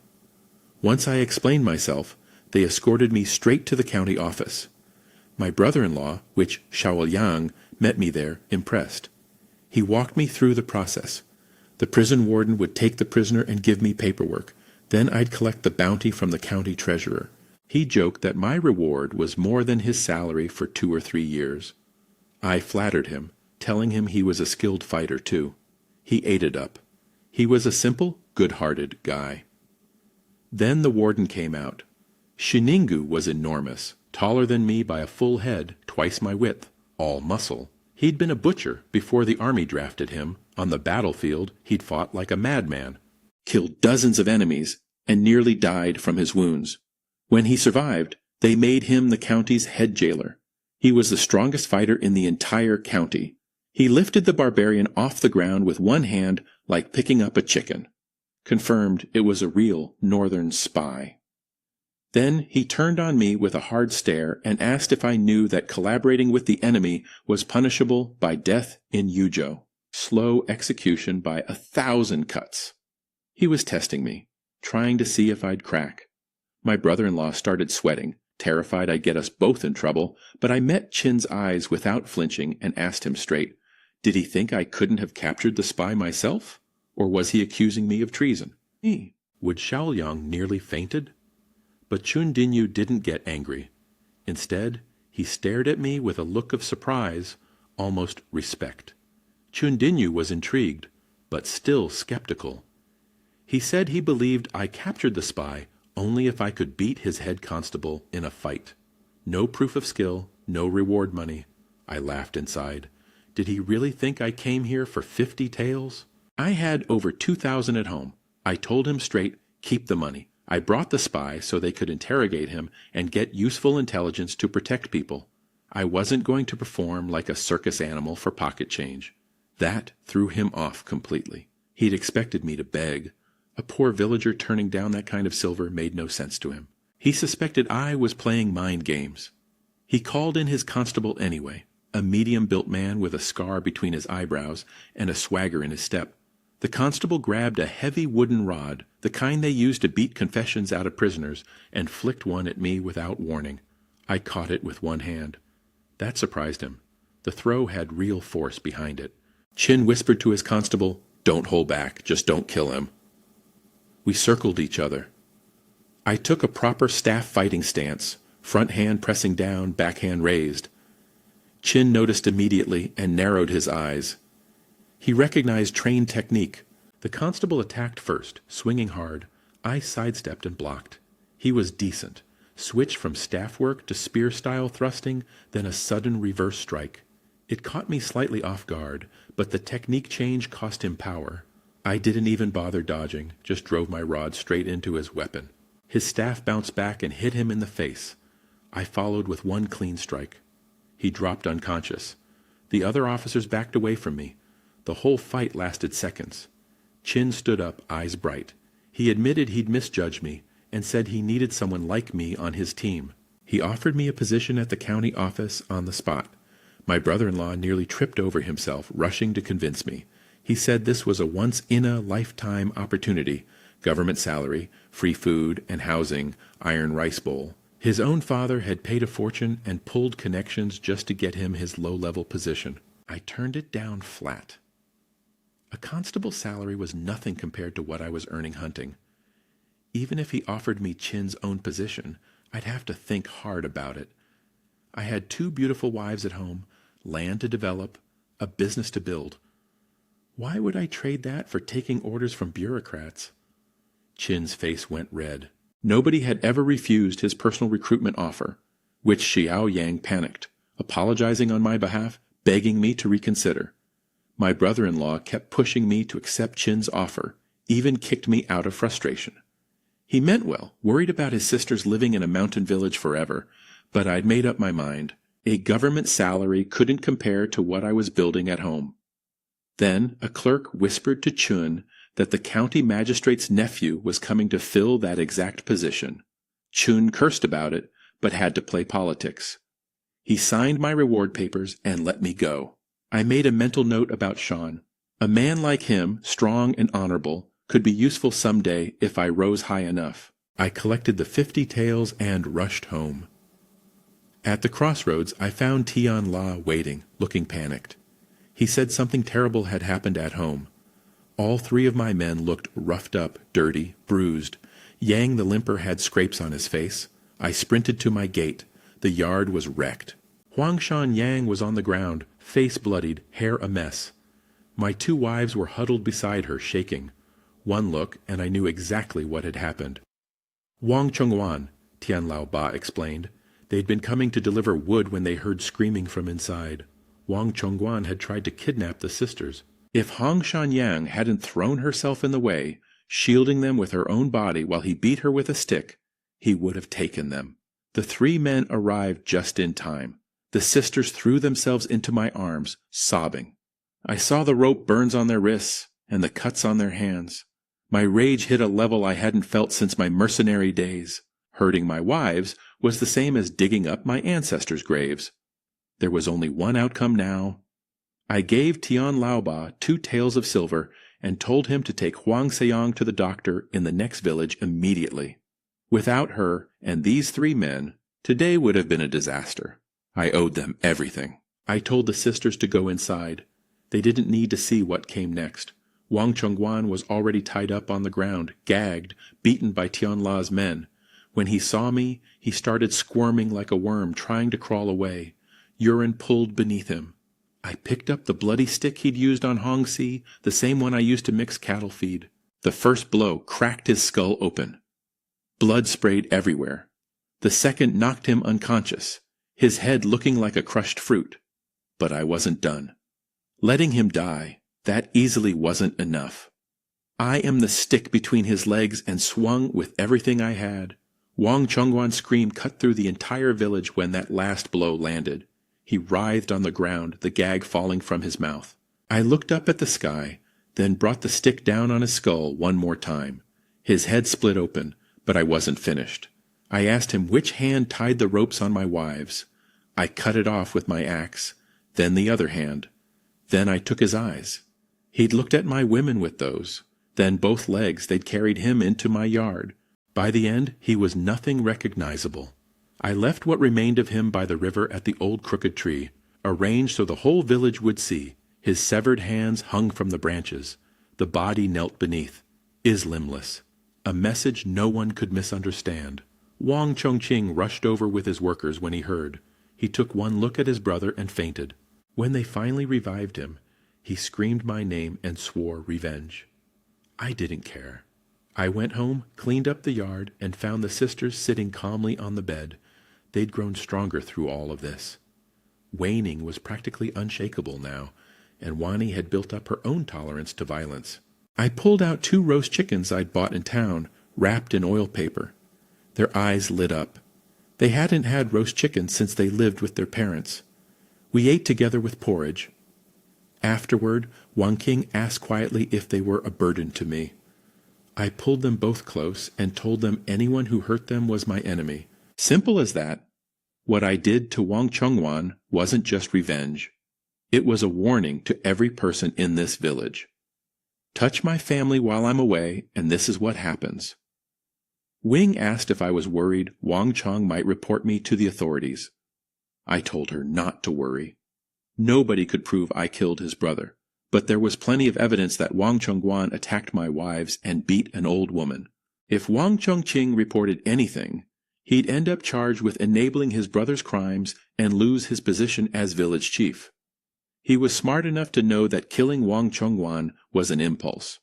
It was strategy, a warning, and the first move in my plan. Next, I'd start buying up every pond land deed in the village, piece by piece, until the whole of Siwa village belonged to me. Wang Chong was still a problem. As village chief, he had influence over the villagers who depended on him for work. If he turned them against me, my plans would stall. Next morning, after breakfast, I was doing my exercises in the yard. 400 push-ups minimum, the same brutal routine from my mercenary days.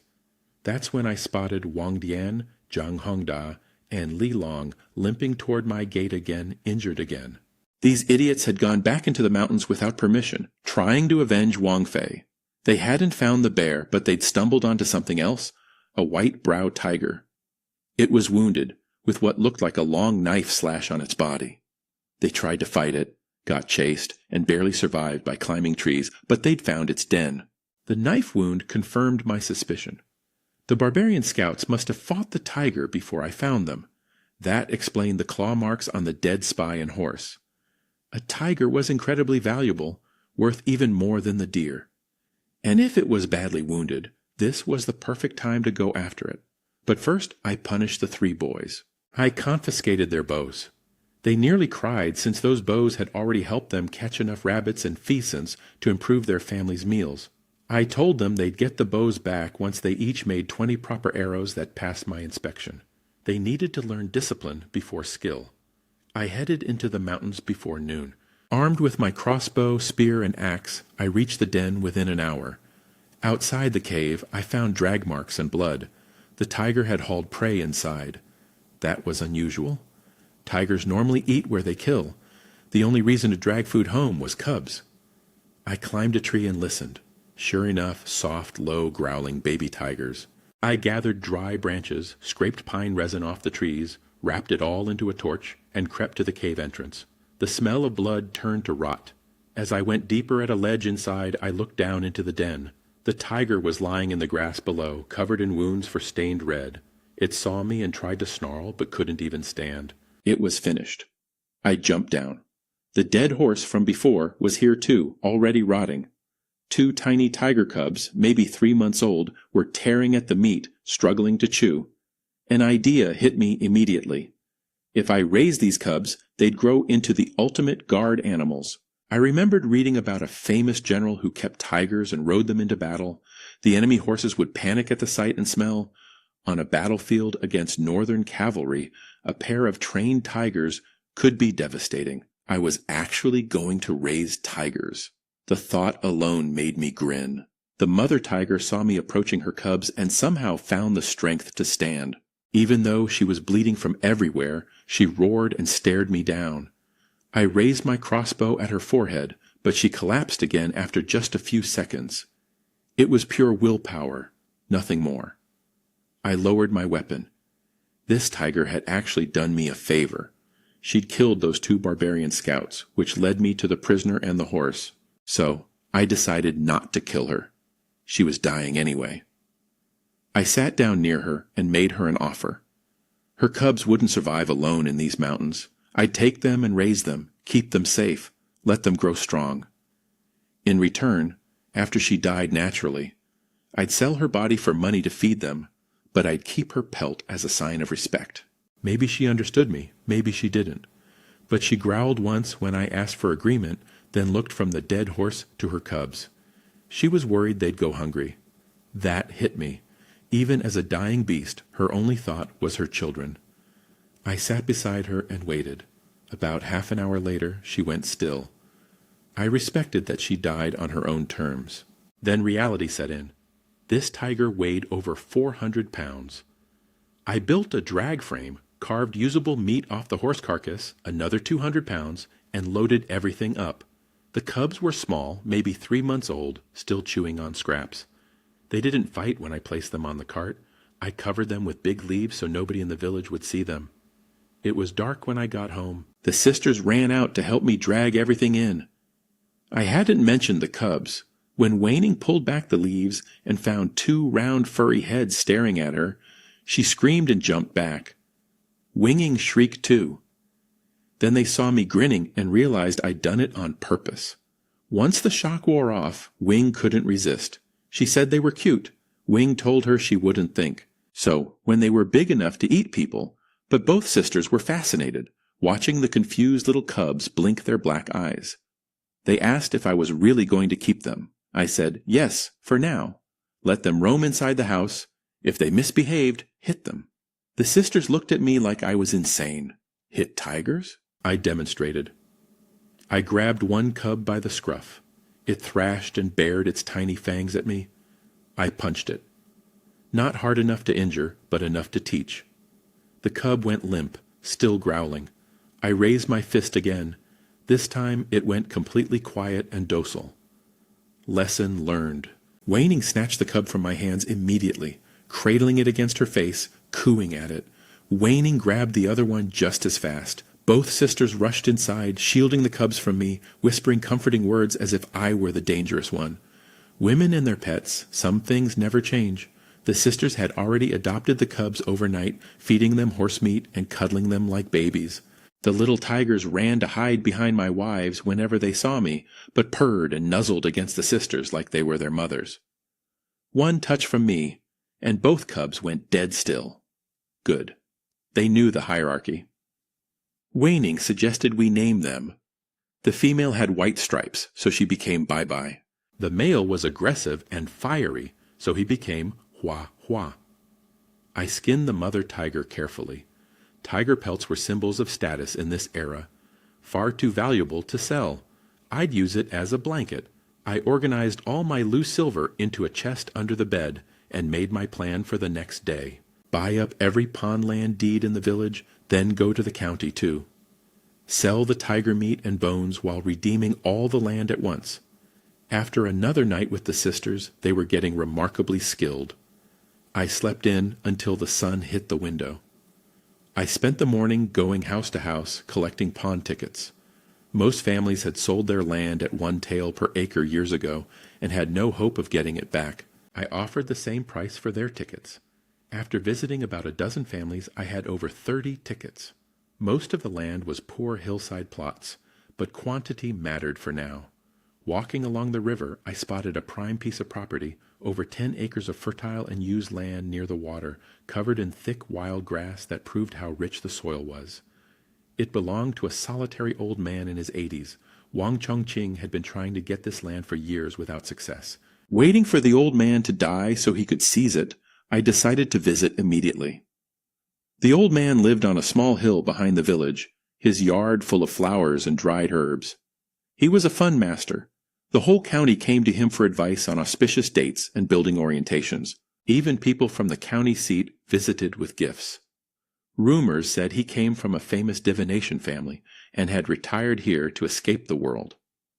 When I approached his gate, before I even announced myself, the old man spoke without looking up from his tea. Choosing to retire in Siwa village was the best decision of my life. Don't you agree? I froze. He knew I was there. Then he continued, Years ago, I predicted that someone extraordinary would emerge from Yujo, someone who would shake the heavens. And now, here you are. You're 24 this year, aren't you? He knew my age. He'd sensed me coming. He spoke about fate and destiny as casually as discussing weather. I'd never believed in fortune-telling or mystical seers before, but standing in front of this old man, hearing him describe things he couldn't possibly know, I wasn't so sure anymore. The old man already knew who I was. A widow who brought him meals had mentioned me that morning, and he'd done a divination that told him I'd come today. Before I could even state my business, he pointed to a small ornate box by the door and told me to take everything inside. I opened it and found house deeds, land deeds, over 10 acres of prime riverside property, and a strange silk pouch with something inside. When I tried to open the pouch, he stopped me. He said he'd gotten it years ago and didn't know exactly what it was, only that it could save a life. I must never open it unless I was truly facing death. His only condition when he died, bury him on the slope behind his house, facing northwest. No name on the gravestone. I promised to care for him and bring him food every day for the rest of his life. He waved me off and went to take a nap. Strange old man, but I had what I needed. I spent the rest of the morning collecting more pawn tickets around the village, then drove to the county in the afternoon with my cart full of tiger meat to sell. On the way, I counted my tickets. Over 40, totaling roughly 100 acres, including the old man's prime land. At the pawn shop, the only one in the county, a monopoly operation. I tested the waters with a small ticket first, 7/10 of an acre, originally pawned for 700 coins. The clerk worked his abacus and quoted me 1 tael and 8 coins to redeem it, more than double the original amount thanks to compound interest. I did the math. Redeeming everything would cost 300 to 500 taels. Robbery, but I had gambling house money to burn. I told him to calculate all of them and slap the entire stack of tickets on the counter. The clerk's face changed instantly. His boss had standing orders to prevent land redemptions whenever possible. A few small tickets were fine, but returning this much land at once would get him killed. So he made a decision right there. He grabbed the stack and shredded every single ticket before I could stop him. The counter was too high for me to reach across. Then he played innocent. Tickets? What tickets? When did you give me any tickets? He started shouting for help, claiming I was causing trouble. Within seconds, 6 or 7 men with wooden clubs appeared from side passages and surrounded me. I gave the clerk one last chance. Pay up. Hand over the deeds. Everyone walks away happy. He laughed in my face, called me a nobody, and bragged about his boss's connections. Then he ordered his thugs to attack. I pulled my axe, dodged the first swing, and chopped off one man's arm. I grabbed his fallen club, and within seconds had sent 5 or 6 of them flying. Then I walked out the front door and addressed the crowd that had gathered. I played the crowd like an instrument. I told them how the pawnshop had torn up my tickets and tried to kill me just for wanting my land back. I asked if anyone else had been cheated. The dam broke.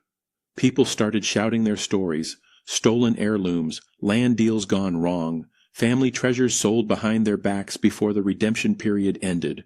Years of anger poured out. I asked them one question.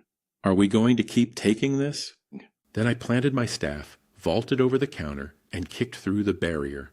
The clerk tried to run. I grabbed him, forced him to tell me where the land deeds were stored, then killed him quietly. He was the only person in the shop who knew my face and name. With him gone, nothing connected me to what happened next. I threw the loose silver from the counter out to the crowd. That was all the invitation they needed. They poured inside like a river breaking through a dam, overwhelming the remaining guards, grabbing everything they could carry. I slipped into the back rooms, found the vault with the land deeds, and took only what I came for. The shop owner came running from the back, cursing. He ran straight into the mob. They trampled him. He didn't get up. When the constables arrived, everyone had scattered. The witnesses all played dumb. Nobody saw anything. Nobody knew anything. The shop staff were either dead or too broken to talk. The authorities sealed the building and started an investigation that would go nowhere. I watched from a tea house across the street, sipping tea until the dust settled. Then I drove my car to the medicine shop to sell the tiger bones. They were too valuable for one small shop to buy entirely. The owner could only afford one bone. He recommended I try selling the rest in Tony City, a major trading hub further inland. But that was a long and dangerous journey through bandit territory. He suggested I hire an escort service.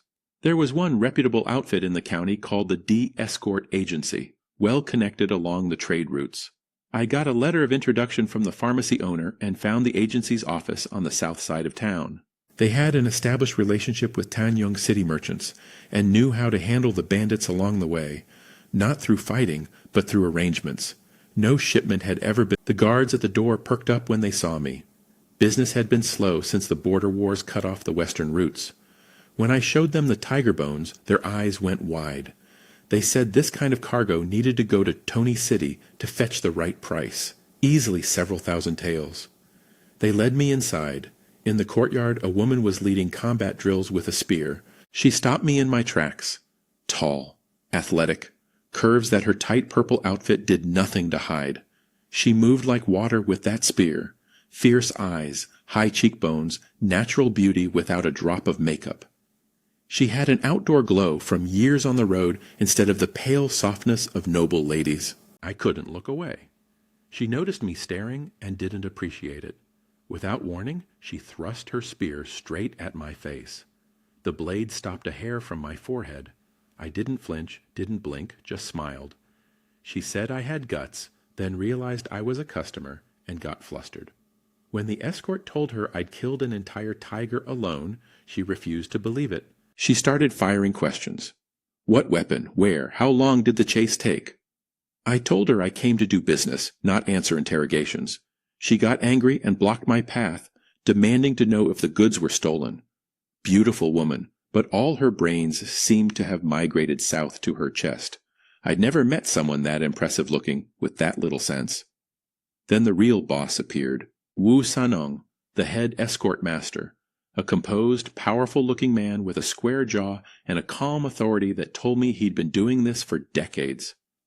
Beside him was a thin, hunched man with sharp eyes. The agency strategist, advisor Ji Wu Sanong, apologized for his daughter's rudeness, introduced himself properly, and listened to my proposal. When he heard about the complete tiger skeleton, he exchanged a look with his advisor and could barely contain his excitement. He assured me they had connections with every major medicine dealer in Tony City and would get me the best price. Then he started explaining the agency's fee structure, their cut of the profit margin. I agreed to the escort agency's standard commission terms without fuss. Wu Sanong sent his advisor to appraise the tiger bones while we talked business. That's when his daughter came charging back over. Wu Santon cut her off before she could speak and apologized to me for her behavior. He knew her too well. She was dying to challenge me to a fight. She'd beaten almost every fighter in the county and spent her whole life obsessed with martial arts instead of learning any ladylike skills. She was brilliant with weapons, though, especially her whip, which could crack wood and split stone. I couldn't help myself. I deliberately gave her a taunting look. Finally, she snapped. Her whip lashed out at me like lightning while her father wasn't looking. Wu Sanong's face went white. He knew that whip could kill, but I was ready. I flipped my axe and threw it spinning in a tight arc that snagged the whip, ripped it from her hand, and pinned it to a wooden pillar. One smooth motion. The entire courtyard went silent. Wu Sanong's jaw dropped. Even he recognized that kind of precision as elite-level combat skill. Then Wu Yan said something that shocked everyone. "Father, I won a martial contest for my hand in marriage." She decided she wanted me right there on the spot. Wu Sanong nearly had a stroke. His daughter was already 18 and unmarried. The government fined the family every year for it. She'd rejected every suitor he'd found, including the county magistrate's son. But now she wanted to marry a farmer who already had 2 wives as his 3rd wife. He argued desperately. She was unmoved. 3rd wife? So what? Women shouldn't care about ranking. "Are you worried I can't give him a son?"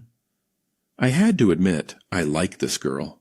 She was sharp, fearless, didn't care about social conventions, and could back up her attitude with real skill.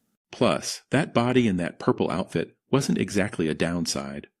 She ran off to fetch something, her family's treasure bow. She said her father had once promised that any man who could draw that bow could marry her. She looked back at me over her shoulder with a challenging grin. "Hey, you don't disappoint me." When she told me not to disappoint her, I fired back who said I agreed to marry you. Don't flatter yourself. That stopped her cold. She actually looked hurt. Then she stuck out her chest and asked if she wasn't pretty enough, if her body wasn't good enough. Her father looked like he might have a stroke. I looked her over carefully and admitted she was beautiful, and yes, impressively built. But I told her I was a man of principle. I don't get pushed into anything by a woman, and I don't keep useless decorations around me. She insisted she wasn't decoration. Said she could fight, read, write, and do anything a man could do. Then she played her trump card. Marry her, and the entire escort agency comes with the deal. Wu Sanong's face twisted. His own daughter was giving away his life's work before she'd even left the house. But I was already thinking strategically with her guarding my home. Nobody would dare threaten my wives. And the AY's network of fighters and connections across the region would be invaluable for my plans. Meanwhile, Advisor G finished appraising the tiger bones. He valued them at 3,000 taels minimum, but quoted me a 10% commission, 300 taels. Outrageous. Then he smiled and hinted that if I could pull the family's treasure bow, the fee drops to 100, and if I beat the daughter in combat, it's free. I saw the game. I told them I'd pay the full 300 regardless. The extra 200 could count as a wedding gift. That caught everyone off guard. Nobody offered bride prices anymore in these desperate times. Wu Santung's opinion of me quietly shifted upward. Wu Yan came bouncing back with a dark wooden case. Inside was a bow called pui, made from aged wood, layered with wild ox horn, and wrapped entirely in deer sinew. It required 5 stones of draw strength and could shoot over 500 paces. I picked it up and started pulling. The string hummed like iron. Every eye in the courtyard was on me. I got it halfway. 2 stones of force and hit my limit. This body was still too weak. In my old body, I could have drawn it fully without breaking a sweat. But months of starvation and only weeks of recovery weren't enough. The escort started whispering. 2 stones was impressive for a normal person, but it wasn't enough. Wu Sanong breathed out in relief. Wu Shinua's face fell, confused and disappointed. She'd been so sure I could do it. Wu Sanong was celebrating that I couldn't pull the bow, laughing about how nobody in the whole county had ever managed it. But the first attempt was just me testing my raw strength with brute force. Drawing a bow like that requires technique, not just muscle. Wu Xianhua tried goading me, asked if I was deliberately failing, called me a coward afraid of a little girl. Then she switched tactics, grabbed my arm, and sweetly offered to make me tea before I tried again. The advisor chimed in that one more attempt couldn't hurt. Wu Sanong glared at his own people for taking my side. I didn't need rest. I took one deep breath and channeled everything I had. Not raw power this time, but focused, concentrated force flowing through my whole body like a wave. The bow creaked. The string vibrated, and I pulled it to full draw. Want smile froze on his face. The entire courtyard went dead silent. I set the bow down calmly and asked him what happens next. Before he could answer, Wu Yin jumped in. She said pulling the bow wasn't enough. We still had to fight, but not today. She wanted to set up a formal martial arts tournament for her hand-in-marriage in Tanyang City. When winter came and the rivers froze over, I was annoyed. I'd expected to settle things now, but she was firm. Told me not to break the promise, then walked off with the bow tucked under her arm, beaming like a flower in bloom. The advisor pulled me aside to finalize the escort contract. He arranged 12 elite fighters, 5 decoy carriages, the real cargo hidden separately, with Wu Sanong personally leading the convoy. Wenua wanted to go, but was ordered to stay and guard the agency while the main force was away. I paid the deposit, the full 300 taels, including the wedding gift portion, signed the contract, and left my contact details. The money from the tiger bone sale would be delivered to my village. Wu Yin walked me out to the street, clearly reluctant to let me leave. That's where I bumped into my brother-in-law, which Xiaoyang, looking miserable, he collapsed onto my cart and started venting. First, the gambling house got burned down. Now the pawn shop had been looted in broad daylight. Every last coin stolen, staff killed, the place destroyed. The county magistrate was furious because the pawn shop was actually his own business, run by one of his many nephews. Every officer in the county was working the case. I acted shocked and asked about leads. He said they had absolutely nothing. No witnesses willing to talk, no evidence, and someone had even taken the account books. Without those records, they couldn't even identify what was missing to search the markets. That was exactly why I'd taken the books.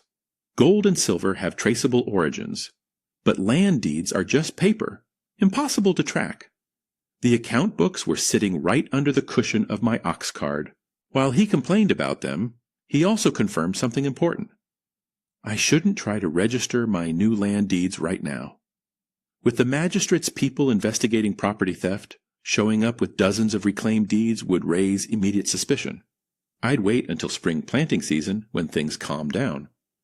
Before we parted, he asked sheepishly if I could spare some of my dear blood wine. I understood completely. He was a young married man who wanted to keep his wife happy. I promised to send him some. I tucked the land deeds away safely and got straight to work on my biggest project yet, a brick kiln. I'd picked the perfect spot. A patch of unclaimed wasteland near the hillside with a stream running beside it. Good access to both clay and water. The design was simple. Dig down into a thick earth bank. Open a firing hole at the bottom. Old-fashioned, but effective. I'd seen this done in the countryside when I was young.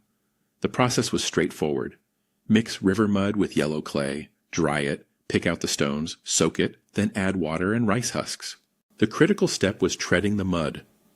You had to stomp through it barefoot until it became thick paste. Then mold the bricks, load the kiln, and fire for 4 or 5 days without letting the flames die.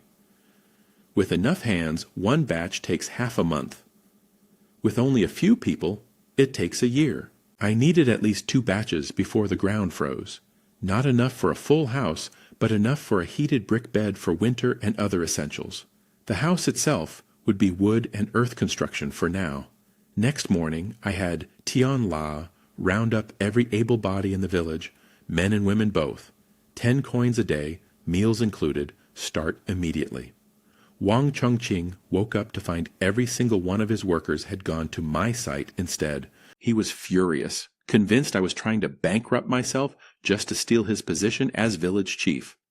He calculated my daily expenses and decided I'd run out of money soon enough. Then all these people would come crawling back to him. He showed up at the kiln site and saw the operation already in full swing. One crew digging the pit, another hauling river clay, women gathering firewood. He took one look and laughed. He figured out I was making bricks, did the math in his head, and decided it was a losing business. Cheap bricks nobody wanted to buy, costs eating up all the profit. He thought I was an idiot. He started coming every day, sitting in a chair with his teapot, watching us work for hours, convinced he was watching me burn through my savings. It made his day. For days later, the kiln was done. 5,000 brick molds were ready, loaded in, and the fires lit. One team went up the mountain cutting timber, good wood for my house, the rest for fuel. Another team kept making more molds. Meanwhile, at my old yard, I torn down everything. The broken walls, the rotting fence, all gone. In their place, leveled foundations for a real house, crushed stone pathways, a proper gate with a side entrance. The big tree near the road became a centerpiece surrounded by a flower bed. I built a covered shelter for the ox and cart, and next to it a bamboo chicken coop where the chicks, now the size of bulls, pecked happily at grain and wild grass. Wang Chongshan came by to inspect, and his eyes nearly popped out. This wasn't a poor man's repair job. This was the beginning of a compound. While I was busy at the kiln site, Wang Chongshan came snooping around my property. He noticed the large, heavily built shed in the back and got suspicious. His servant suggested climbing a tree to peek inside. The old fool scrambled up and spotted the black horse. He panicked. He thought I'd turn the horse over to the authorities with the prisoner. But there it was, hidden in my yard. He got so scared he snapped a branch and fell out of the tree, landing hard on his backside. He scrambled away before Wenken could see who it was.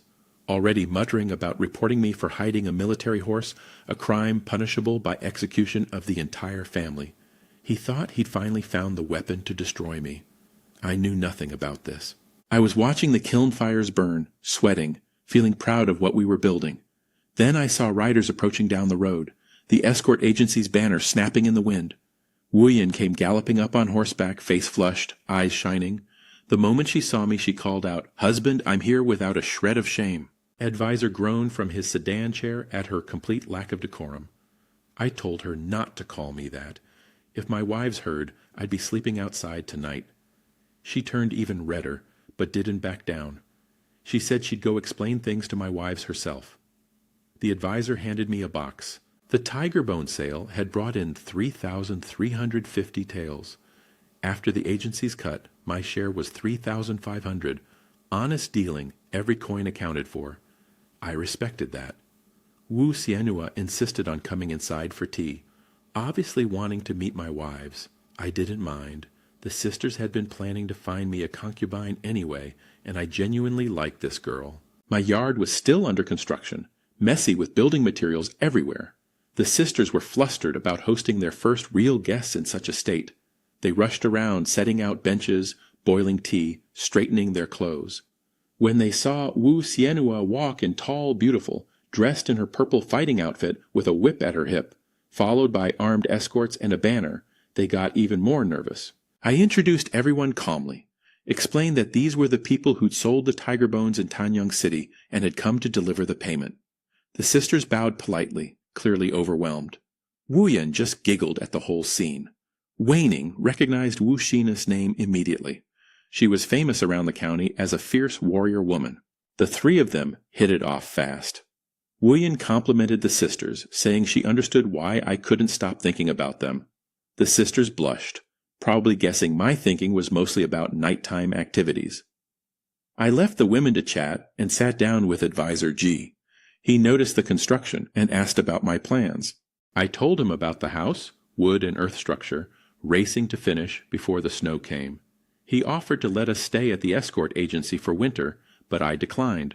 I told him I'd invented a new kind of heated brick bed that burns fuel underneath and keeps the whole room warm, better than charcoal. He was fascinated and wanted to hear more. Then we heard Wang King squeal with delight from the backyard. Apparently, Wu Xianhua had told them everything, and the sisters had enthusiastically agreed to the arrangement. Within minutes, the three of them were arm in arm like lifelong friends. Wenhua even got both sisters up on the black horse and taught them basic riding. The horse already trusted them since they'd been feeding it daily. After the advisor and Wu Xianhua reluctantly left, I asked the sisters what they discussed.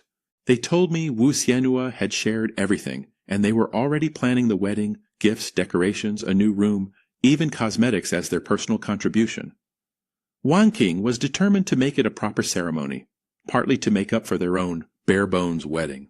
When they'd first married the old Lu phone, I promised them I'd make it special. I'd use the occasion to give them a proper wedding celebration too, the one they never got. Looking at their happy faces, I felt an overwhelming urge to show them how much I loved them. Right there, right then. It was broad daylight. The front gate was wide open. Workers could walk in at any moment. Wanning protested weakly. Not here, not now. People might see, but neither of them actually resisted. We ended up on the tea table. An hour later, I finally went back to work. The sisters were still catching their breath, faces flushed, legs wobbly. Waning begged me to let her sleep tonight, and just be with her sister instead. Waning gave her a look that said she wasn't volunteering for double duty either. I was standing outside my yard, feeling good about everything, when I spotted a group of officers walking toward me. Leading them was my own brother-in-law with Xiaoyang. His face told me this wasn't a social visit. "Arrest him," he said. My stomach dropped, but I kept calm and didn't resist. He explained, someone had reported me for keeping a military horse. The county magistrate had ordered my arrest personally. It was a capital offense. They clamped a heavy wooden restraint around my neck and searched the property. The horse was right there in the back shed. No point hiding it. They let it out immediately. Inside, Wanning heard the commotion and came running. When she saw me in chains and her own brother commanding the arrest, she fainted on the spot. Waning caught her and demanded an explanation which Xiaoyang looked miserable. He didn't want to do this, but he was carrying the magistrate's direct orders.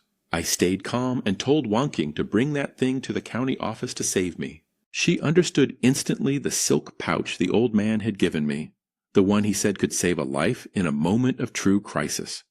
She ran to get it along with every tael of silver in the house. I knew who had done this. Wang Chongshan. He'd climbed that tree, seen the horse, and gone straight to the authorities. I briefly considered fighting my way out. A few officers wouldn't stop me, but I had too much invested here now. The brick kiln, the house, the land, we, and the escort agency connection. Running would throw it all away, so I gambled on the pouch. And if that failed, money could still talk. 2 hours later, I was standing in the county court. The magistrate sat under a huge wooden plaque, slammed his gavel, and demanded I confess. His advisor helpfully added that the punishment was execution. Then they called in their star witness. Wang Chongshan limped forward and dropped to his knees, groveling before the magistrate with a sickening smile. He pointed at the black horse standing in the courtroom and told his story, how he'd seen me bring it back with the barbarian prisoner, assumed I'd turned it in, then discovered I'd hidden it in my yard. He said he'd nearly broken his leg climbing a tree to confirm it. He had witnesses, his workers, who'd all seen me ride into the village that day with the horse and prisoner. Just as I'd guessed, Wang Chongqing was the informant. I didn't know how he'd discovered the horse, but in my mind, he was already a dead man. The magistrate was about to pronounce sentence when Wang Chongqing interrupted with something worse. He pointed out that I'd gone from a penniless drunk to a wealthy man, suspiciously fast, building kills, renovating property, spending freely. He suggested I might be the person who'd robbed the pawn shop. The magistrate's eyes lit up. He'd been desperate to close that case and recover thousands of taels. If he pinned it on me, he could confiscate everything I owned. 2 problems solved at once. He didn't care about truth. He saw an opportunity. He cut off with Xiaoyang when my brother-in-law tried to defend me, then slammed his gavel and sentenced me to death. Execution tomorrow at noon. Then a voice like a bronze bell echoed through the courtroom. Shundianu, the prison warden, walked in and stood directly in the magistrate's line of sight. "Kill this man and you die too," he said. The magistrate sputtered, but Chun placed a yellow silk pouch on the desk. The old man's pouch, the one I'd been told could save my life. The magistrate glanced at it dismissively, then froze. His face drained of color. The pouch was made with gold-threaded cloud silk, a material reserved exclusively for the imperial family. Only direct blood relatives of the emperor were permitted to possess it. Shin warned him not to open it. Whatever was inside, seeing it without authorization could mean death for his entire clan. The magistrate's hands were shaking now. I had no idea what was happening. I looked back at the sisters standing near the door. Wing had chased the arrest convoy on our ox cart, found Wuyan at the escort agency, and together they had gone to Chinyu. The moment Chin saw the pouch, he'd understood its significance and rushed to the courthouse. The magistrate was now calling Chun Sir instead of by his title. He begged for advice on what to do. Shun turned the conversation to the horse, praising how well it had been kept. Then he asked whether the magistrate had received orders from the provincial governor about a new military horse breeding program, implying there might be a perfectly legitimate reason for me to have the animal. Wang Chongshan was on his knees, forehead dripping sweat, not daring to breathe. He'd come to destroy me. And now he was terrified he'd stumbled into something far bigger than a village feud. The magistrate suddenly understood what Chuninu was hinting at. He'd already received orders from the provincial governor about breeding military horses. He could turn this whole mess into a success story instead of a scandal. He cleared his throat and announced that after careful consideration, I was innocent of all charges. Not only that, he was appointing me to build a horse farm in Siwa village and breed war horses for the empire. The county had over 300 military horses in poor condition that would be transferred to my care. I'd receive 30 taels per month for feed, 10 taels for each successfully bred foal, and 30 for each battle-ready horse. I could barely contain myself. A horse farm was a gold mine. The monthly stipend alone was more than most families earned in a year. And controlling hundreds of horses in this era was like owning a fleet of trucks in the modern world. Then the magistrate turned on Wang Chong X. He accused him of making false accusations against a fellow villager and stripped him of the village chief position on the spot, giving it to me instead. He sentenced Wang Chongqing to 100 strikes with the rod. The old man screamed for mercy, smashing his forehead against the floor until it bled, but the gavel had already fallen. They dragged him out and beat him until he passed out. With his existing injuries from the boar attack, he'd be lucky to survive. Chun Dinyu walked me to the county horseyard. The 300 horses were a sorry sight, thin, poorly fed, dull-coated. The magistrate had obviously been pocketing the feed money, but the bones were good. With proper nutrition, they'd recover. Chun told me about a famous general heading to our border. A woman called the Red Feather General, commander of the Fongling army. She'd been appointed by the emperor himself at just 16. She fought with twin swords, wore blue armor with a white cape, and was considered the greatest warrior in the empire. He said joining her army was every soldier's dream. I joked that if I joined, she'd probably end up as my fourth wife. Chin laughed and said the general's 4 lieutenants would skin me alive for saying that. Next day, I took possession of all 300 horses. Tion La organized the entire village, and we threw up a basic horse farm in a single day. The county sent a low-ranking stable officer, 3 constables, and 30 soldiers to guard the operation. The officer lasted one night in our crude grass shelters before running back to town. Feeding 300 horses through winter was an enormous challenge.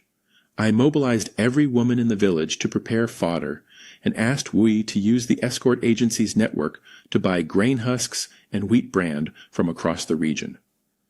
Half a month later, the first frost arrived, and my first batch of bricks came out of the kiln successfully. The first kiln produced over 4,000 usable bricks, more than enough for my winter projects. When the next rotation of soldiers arrived to guard the horse farm, my brother-in-law with Shaoyang was among them. I immediately put him and 2 constables to work helping me build. I showed him my latest invention, a heated brick bed connected to the cooking stove. When you light the fire for cooking, the heat travels through channels under the bed and warms the entire room. He'd never seen anything like it and was skeptical at first, but I told him to wait and see.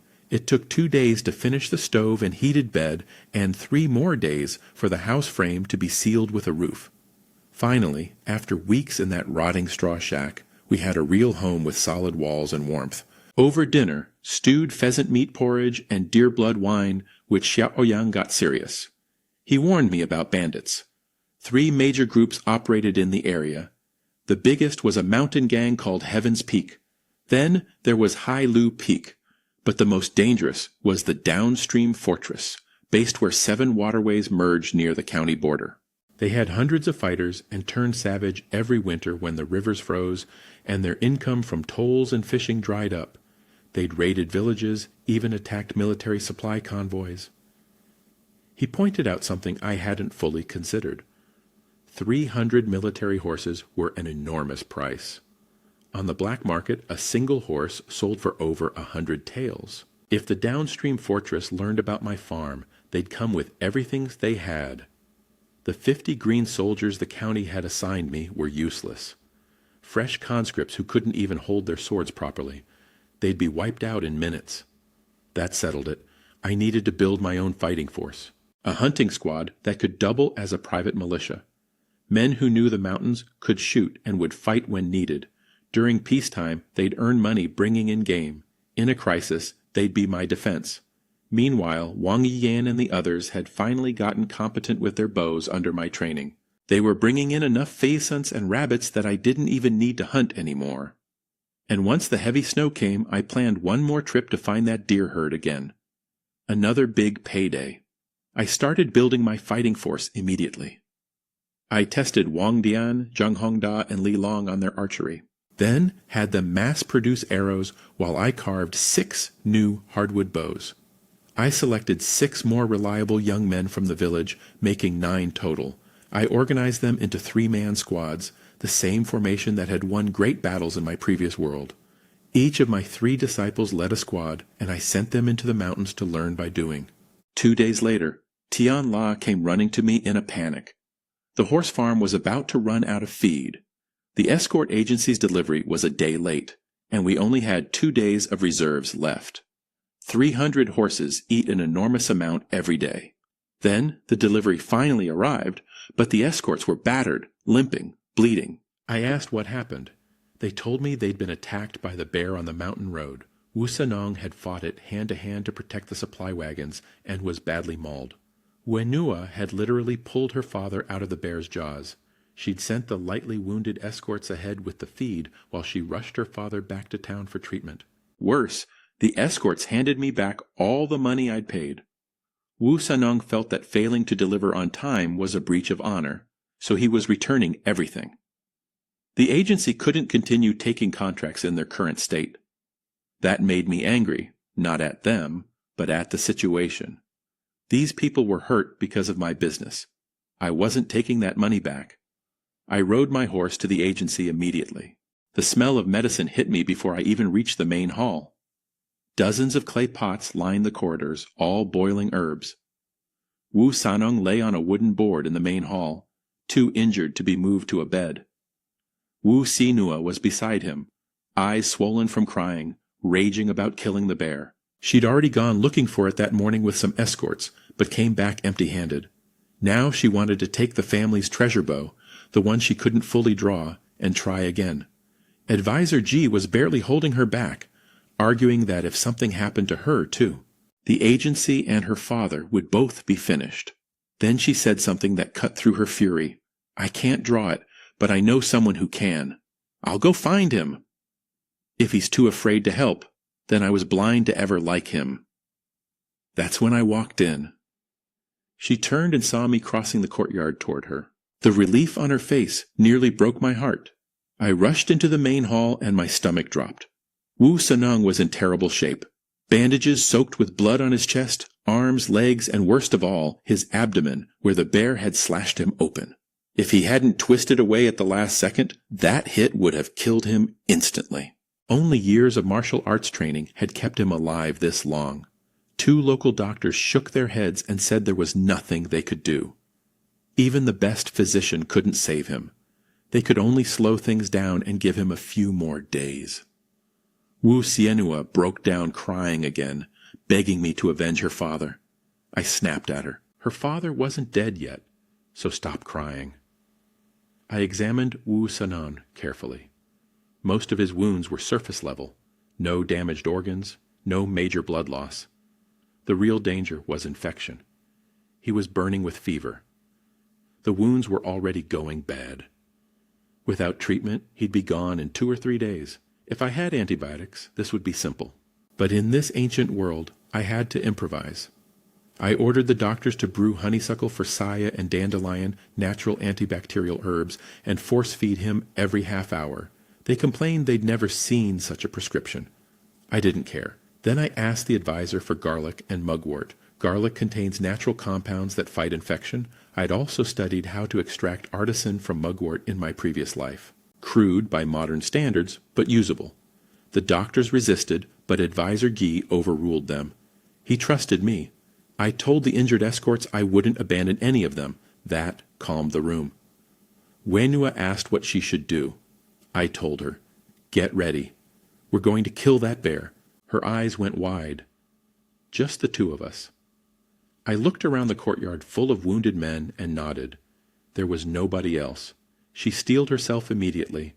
She said she wasn't afraid to die beside me. She wanted to bring the family's treasure bow, but I stopped her. Too heavy, too slow to draw. My crossbow would do more damage. I mounted my horse and reached down to pull her up behind me. She froze, suddenly shy about sitting so close, pressed against my back with her arms around my waist. I teased her about her boldness disappearing at the worst possible moment. That did the trick. She jumped up, locked her arms around me, and held on tight. The horse, that clever animal, deliberately made the ride as bumpy as possible, bouncing her against my back with every stride. She couldn't figure out why the horse was acting up. I blamed it on the stallion not having seen a mare in too long. She squeezed tighter, which only made things more interesting. I was already thinking ahead. Wu was athletic, fierce, full of energy. Once I married her and she joined the household, having 4 people sharing one bed was going to make every night feel like being emperor. We rode hard out of the city. The whole way, Wuyan clung to my back, and the bumpy road made the experience quite enjoyable for me. She had no idea what was happening to her body. She'd never been this close to a man before. She actually asked me if she'd been infected by the bear because she felt dizzy and her heart was racing. I just smiled and kept riding. An hour later we reached the attack site. Overturned carts, scattered feed, and vegetables everywhere. The bear had eaten some of the produce.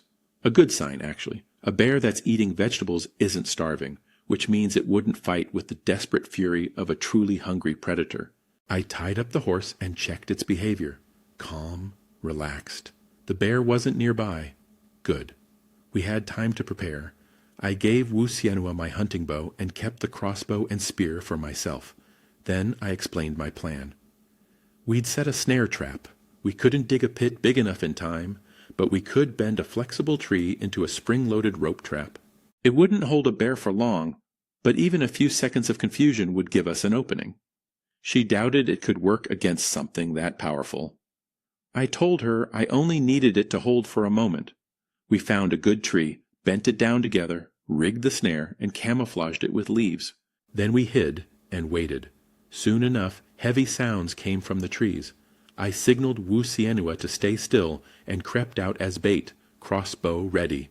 The bear appeared, massive black fur, standing upright at nearly 10 feet tall, 3 times as wide as me. It slammed its paws on the ground and roared. I understood now how Wangf had died so easily. Those boys were lucky any of them survived. The bear locked onto me and charged. I aimed for its head, but hit the shoulder instead. The thing was moving too fast. The bolt sank into the thick, fat layer. It hurt the bear enough to enrage it, but caused no real damage. Exactly what I wanted. Now it was furious and focused entirely on me. I turned and ran toward the trap. The bear came thundering after me, but right at the critical moment, Wuyan panicked. The bear's roar had shaken her, and she involuntarily swung her sword, triggering the snare prematurely. The rope snapped around my ankle instead of the bear's. The bent tree whipped upward, and suddenly, I was hanging upside down in the air. I was hanging upside down by my neck, weapons falling off me. In that split second, I clamped my feet around my falling spear and held on. The snare was made for a bear, not a man. The vine loop was too big to hold me tight. My hands and legs were free. The bear charged straight underneath me, rearing up to swat at my chest. That was exactly the opening I needed. As I dropped, I drove the spear downward with all the force of gravity behind it. The blade punched straight through the bear's skull between its eyes. The massive body collapsed and actually cushioned my fall. I rolled off without a scratch. I pulled at the spear, but only the wooden shaft came out. The iron tip was buried so deep inside the skull it was gone for good. 3 taels of silver, lost in a bear's brain. Wenua dropped her sword, shaking all over. She thought I was dead. She ran to me crying, threw her arms around my neck, and kept saying she was sorry, that she'd almost killed me. I tilted her chin up and told her she owed me compensation. Before she could figure out what I meant, I kissed her. She went completely rigid, hands frozen in the air, body trembling, mind blank. She'd never been kissed in her life. I held her gently and softened the pressure until she relaxed. Then she surprised me. She closed her eyes and kissed back. She told herself it was just compensation. Nothing scary about a kiss. She'd seen the young escort sneaking off to the brothel plenty of times. When I pulled her closer and pressed her body fully against mine, her bravery collapsed. She pushed me away, hands guarding her chest, face burning red, gasping. But then this girl, she gathered her courage, marched back to me, and basically attacked my mouth. No technique whatsoever, just raw, honest, wild. After a moment, she whispered that touching was allowed, but only over the clothes. She actually took my hand and placed it herself. Just when I thought I had her figured out, she jumped back like a startled rabbit and announced that this was all I was getting until the wedding. If I wanted more, I should go home to my wives or make sure the martial arts tournament happened soon. And if I lost that fight, she'd kill me on the spot and then herself. She refused to ride the horse back. I had to sweet-talk her into it. The whole ride home, her face stayed red and she wouldn't look at me. On the ride back, I promised my horse to Mars as a reward for his excellent performance today. He got so excited, he nearly bucked me off. I had to negotiate him down. To Mars, final offer. Take it or leave it. At the escort agency, I sent some fighters to retrieve the bear carcass while others collected the scattered feed from my horse farm. It was too late to ride home, so I stayed the night. I got to work immediately on Wu Santo. Advisor Guy had followed my instructions, feeding the herbal medicine every hour and gathering fresh garlic. Wu Sanong's condition hadn't worsened, which was good. Wu-en and a few female disciples peeled and minced a mountain of garlic. I rigged together a crude distillation setup from every bottle and jar in the agency, then extracted the concentrated liquid from the garlic. We applied it directly to Wu Sanong's wounds and had him drink the extract along with the other badly injured escorts. The 3 local doctors watched with open contempt. They were waiting for Wanton to die so they could say, "I told you so." Next morning, I went to the market for a new spear tip and bow materials, then headed home. I left instructions for the garlic treatment to continue. Shortly after I left, Wu Sanong woke up. When he found out it was me who'd saved him, not the doctors, and that I'd also killed the bear that had nearly killed him, the man couldn't believe it. He'd underestimated me from the start, thinking I was just a strong farmer. Now I'd saved his life, treated his men's wounds, refused to take back the contract money, and even sent me to feed the injured escorts. Advisor G drove the point home. He told Wu Sanong that I was now running a government horse farm, had connections across the county, and was clearly destined for greatness. A son-in-law like me was a gift, not a compromise. Wu Sanong wrestled with his pride for a while, but the facts were overwhelming.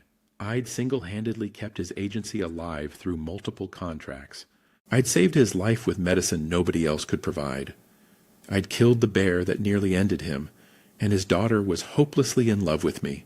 He slapped his thigh, which hurt because it was still wounded, and declared they'd all come visit me in Siwa village the very next day to express their gratitude in person.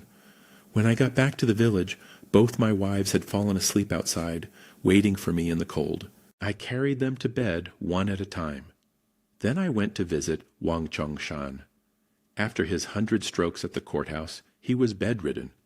His brother was dead, his wife divorced, his workers had all come to work for me, and even his steward had disappeared. The once proud Wang estate was empty and decaying with just a cook and 2 servants left. When the servant led me in, Wang Chongqing saw me and screamed in terror, trying to hide in the corner of his bed. He knew what kind of person I was and what he tried to do to me in court. I sat on his bed and asked him one simple question. Did he want to live? He said yes. He'd do anything. I told him I wanted every piece of land the Wang family owned, every deed, every document. I held up 5 fingers. He guessed 500 taels. I slapped him across the face. 50 taels for everything, generations of accumulated Wang family wealth. The farmland, the house, the savings, all for 50 taels. He called me shameless. He said I was robbing him. He was right, and I didn't care. When he saw me pick up a book and glance at his still healing backside, he broke immediately. He told me where everything was hidden. I cleaned out the entire estate. Gold, silver, 2 full boxes of property deeds and house documents. Then I dropped a 50 tael banknote on his bed. I told him the Wang residence was now the Lu residence. As the new village chief, I was ordering him to leave within 3 days. If he was still here after that, I'd have him dragged out. On my way out, I jumped up and ripped the Wang family nameplate off the wall, stomped it into splinters, and told the cook to use it for firewood. The 50 taels wasn't generosity, it was calculated. Wang Chongshan would have to travel through bandit territory to leave the county. 50 taels was exactly enough to catch a bandit's attention. If they robbed and killed him on the road, that solved my problem permanently, and it wouldn't be connected to me. If he somehow survived, he'd be too broken and too far away to matter. Either way, Wang Chongqing was finished. I needed to deal with the bandit problem around the county. The downstream fortress was the most dangerous. Hundreds of killers protected by a maze of waterways. The other 2 gangs were smaller, about 80 to 100 men each. Still too many for me to fight alone while protecting everything I'd built. I'd already asked Wuyan to arrange contact with Heaven's Peak, the gang that controlled the mountain road the escort agency used. Their arrangement was simple. Pay a toll, pass safely. Walking home with the boxes of Wang family valuables, I sensed someone in the tree above me. I kept walking casually.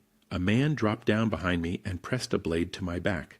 He recited a coded phrase, the recognition signal Wu Xianhua had set up. He was from Heaven's Peak. His name was Wang Dinglu. Short, thin, poorly dressed, but sharp. I accidentally dropped the box, letting silver coins spill out. I wanted to test his reaction. He noticed the money, but his eyes stayed clear. No greed. Good sign. He kept proper distance even after confirming identities. Disciplined. I gave him a job. Wang Chongshen would be leaving the county within 3 days with about 50 taels, traveling with just 2 servants and a cook. I wanted Heaven's Peak to intercept him. Wang Dinglu understood immediately. Easy target, guaranteed payday, minimal effort. He left through the forest like a shadow. I was impressed. If the whole gang was this professional, they'd be worth recruiting someday. Good men forced into banditry by desperate times. Back home, the sisters were waiting again. I scolded them for standing in the cold. Told them if they got sick, it would affect their ability to have children. That worked instantly. They went straight inside. I sent Tian Laoba with 3 men and the ox cart into the mountains to dig up the entire sweet potato field I discovered. They brought back 3 full cartloads, a small mountain of sweet potatoes. Since they can't survive freezing, we stored them all inside the new house. These would be critical for spring planting. I now own nearly all the farmland in the village, and sweet potatoes would be perfect for the dry hillside plots, drought-resistant and high-yielding. I had wing steam some and make sweet potato porridge while Wanking finished drying out the new heated brick bed. Then I headed to the horse farm. The 300 horses were looking better already, coats getting shinier, posture improving. Winter feed would be a challenge, but by spring they'd be fully recovered. I found my horse Woogie standing between the two Mars I promised him. Looking indecisive, I slapped his rear and told him to get to work 10 times a day minimum. I wanted those Mars pregnant. If I could crossbreed his northern stamina and speed with the local horse's larger size, the offspring could be the perfect war horse. And perfect war horses meant sitting at home counting silver. I'd carefully organize my operation. Tion Laoba ran the horse farm. He was the sharpest of my 3 original men and could handle dealing with county officials. Wangan managed the brick kiln since he knew woodworking in the mountains. Young Olymper, the most honest and dependable, handled the house construction and would oversee the sweet potato fields come spring. These 3 plus my 9 hunters formed the core of everything I was building. After checking the horse farm and brick kiln, I came home to find the sisters had prepared sweet potato porridge with wild boar meat and warm wine wrapped in oiled paper. These 2 were incredible homemakers. I hugged them both and kissed them hard. Wonking mentioned her childhood friend had written back. She wanted to meet us in Tony City for the Great Snow Festival, the biggest celebration of the year, even bigger than New Year. The whole city would be full of feasts and markets. This worked perfectly for me since Weena's martial arts tournament was also set for after the first snowfall in Tianong City. I could meet the friend, attend the festival, and win myself a 3rd wife all in one trip. I grabbed a basket of wine and sweet potato porridge and headed up the hill to visit the old fune master. His flowers had all died with the season, leaves piled thick at his door. I walked in talking to him, brought your favorite wine, made you porridge. Why aren't you inside by the fire, you stubborn old man? Then I reached his chair. The teacup was empty. His face was peaceful. No breath. He'd passed away quietly, alone, exactly as he'd probably wanted. I buried him behind his house facing northwest just as he'd asked. No name on the stone, no ceremony. He prepared his own coffin long ago. Going through his belongings, I found a small dagger. It was extraordinary. When I tested it against my axe, the axe blade chipped while the dagger stayed perfect. This was refined steel, something that shouldn't exist in this era, a blade that could cut through iron like butter. The old man had left me another priceless gift, even in death. That dagger gave me an idea. I needed to build a furnace and start smelting steel. With bandits threatening my growing operation, I couldn't keep buying weapons piecemeal. I needed to arm my own men properly. That meant finding a skilled blacksmith and carpenter to bring to the village. That evening, Juan came out with a coat, worried I'd catch cold sitting outside thinking. I pulled her onto my lap and told her no coat could be as warm as my 2 wives. She blushed from her cheeks down to her chest, protesting softly, but she unbuttoned her top and pressed against me without any real resistance. Next morning, Wu Sanong himself showed up with the feed delivery despite his injuries. He'd come to personally thank me for saving his life. He kept calling me brother, which was awkward since I was basically dating his daughter. I pointed that out. He laughed and said if Wuyen and I ended up married, he'd simply be both my father-in-law and my brother. Martial arts people don't worry about formalities, he said. He offered to sell the bear carcass in Tonyang City for free. No commission. The whole agency felt they owed me too much to take money. I accepted without arguing. Then we got down to the real business. Wu Sanong knew I'd connected with the Heaven's Peak bandits, and he'd come with a plan to deal with the downstream fortress. The river pirates blocking the southern trade route I needed for horse feed. His strategy was solid. He'd travel south by river, let the pirates intercept him, then dangle my horse farm as bait, tell them about 300 poorly guarded military horses nearby. The pirates would send their main force to raid the farm. Meanwhile, his escorts would ambush them on the road with traps and weapons. Once the fortress was emptied out, Heaven's Peak would raid their undefended base. It wasn't bad thinking, but it involved too many people, too many moving parts, borrowing soldiers from the county, coordinating with Heaven's Peak, recruiting villagers who could swim. One leak anywhere, and the whole thing collapses. Plus, casualties meant compensation costs. I shook my head. Too complicated. He asked if I had something better. I leaned in close and whispered my plan. Just 2 words made his face change.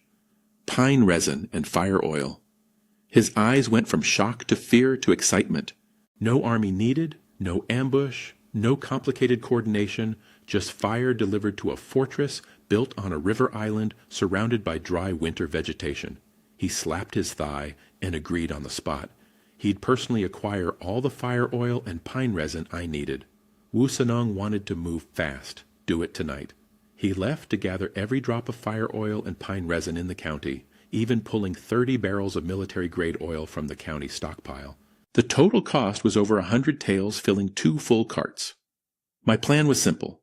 The fortress sat on an island where 7 rivers met, the perfect defensive position, but also a perfect trap.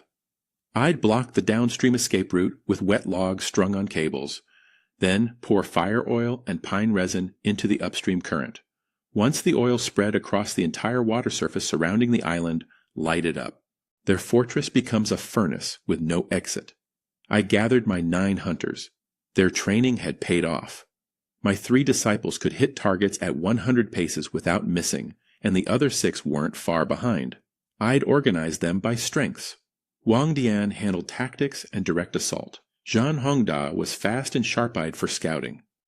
Li Yong was the careful one, our sniper covering the rear. By evening, we were hidden in the dried reeds near the fortress. We watched small boats returning to base as the pirates came home from robbing river traffic. We waited for them all to come in.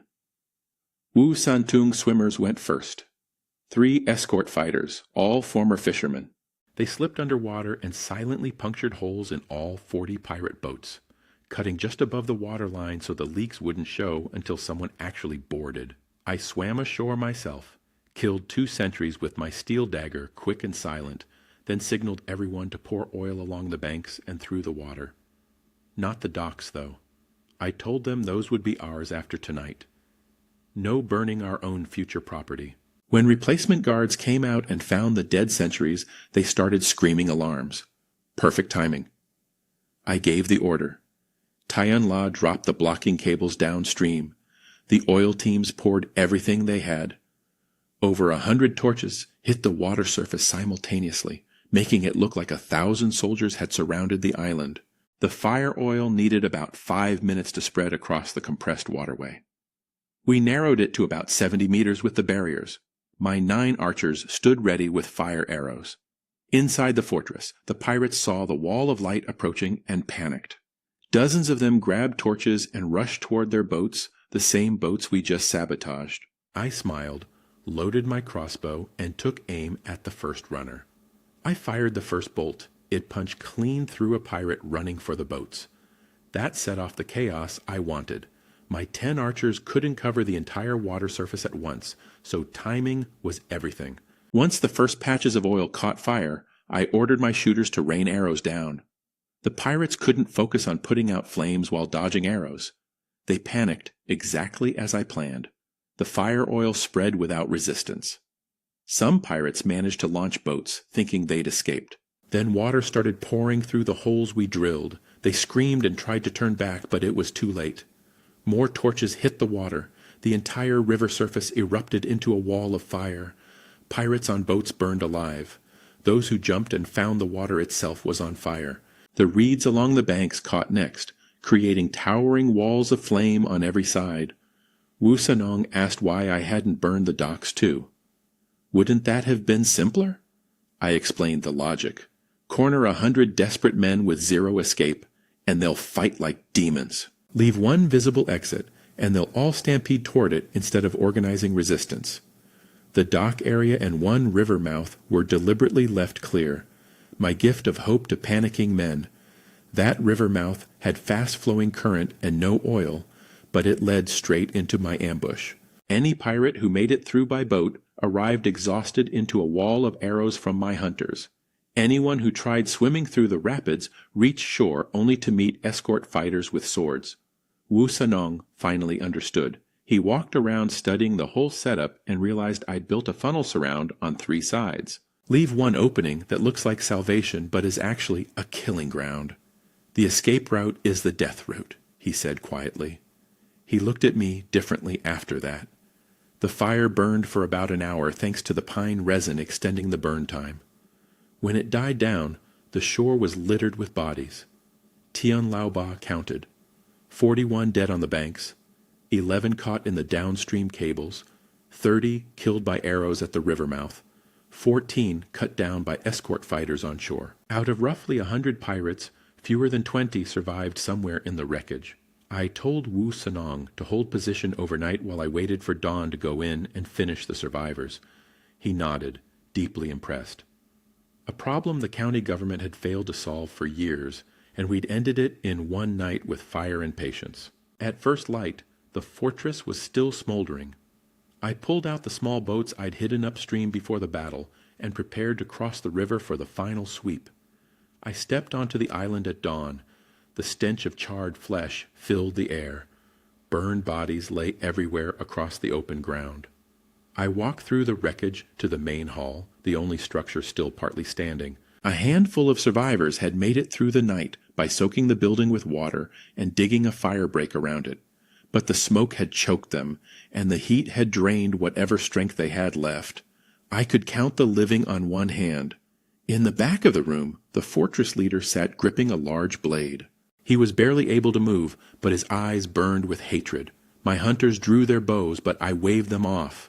I sent them to sweep the rest of the island, find every last survivor, collect all weapons, valuables, and check for hidden cellars.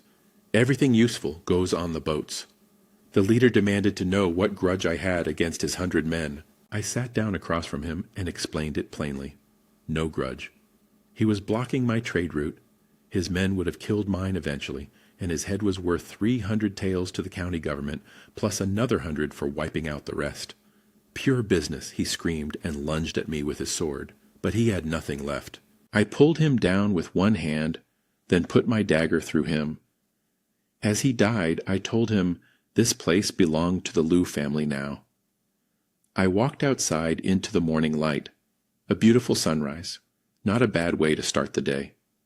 We cleared the dead, burned the remains, and loaded everything onto boats.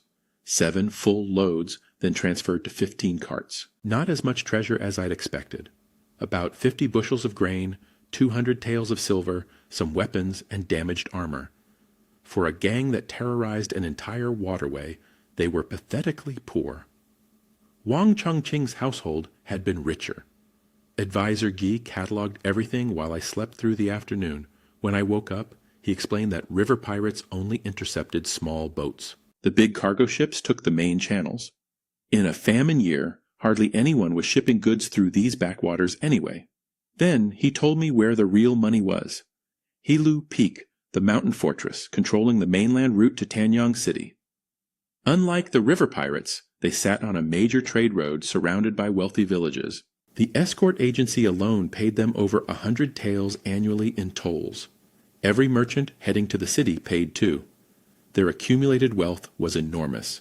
The government bounty on them was 1,500 taels, 500 just for the leader's head. The fortress itself was a former military outpost with proper walls and defenses. The county had sent troops before, and failed.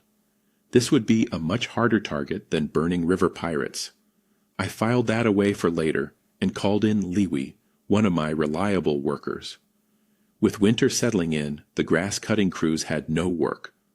I sent him to dismantle whatever salvageable buildings remained at the river fortress and haul the materials back to build a large, sturdy warehouse next to the brick kiln. I sent Lihi home to rest and turned back to Advisor G.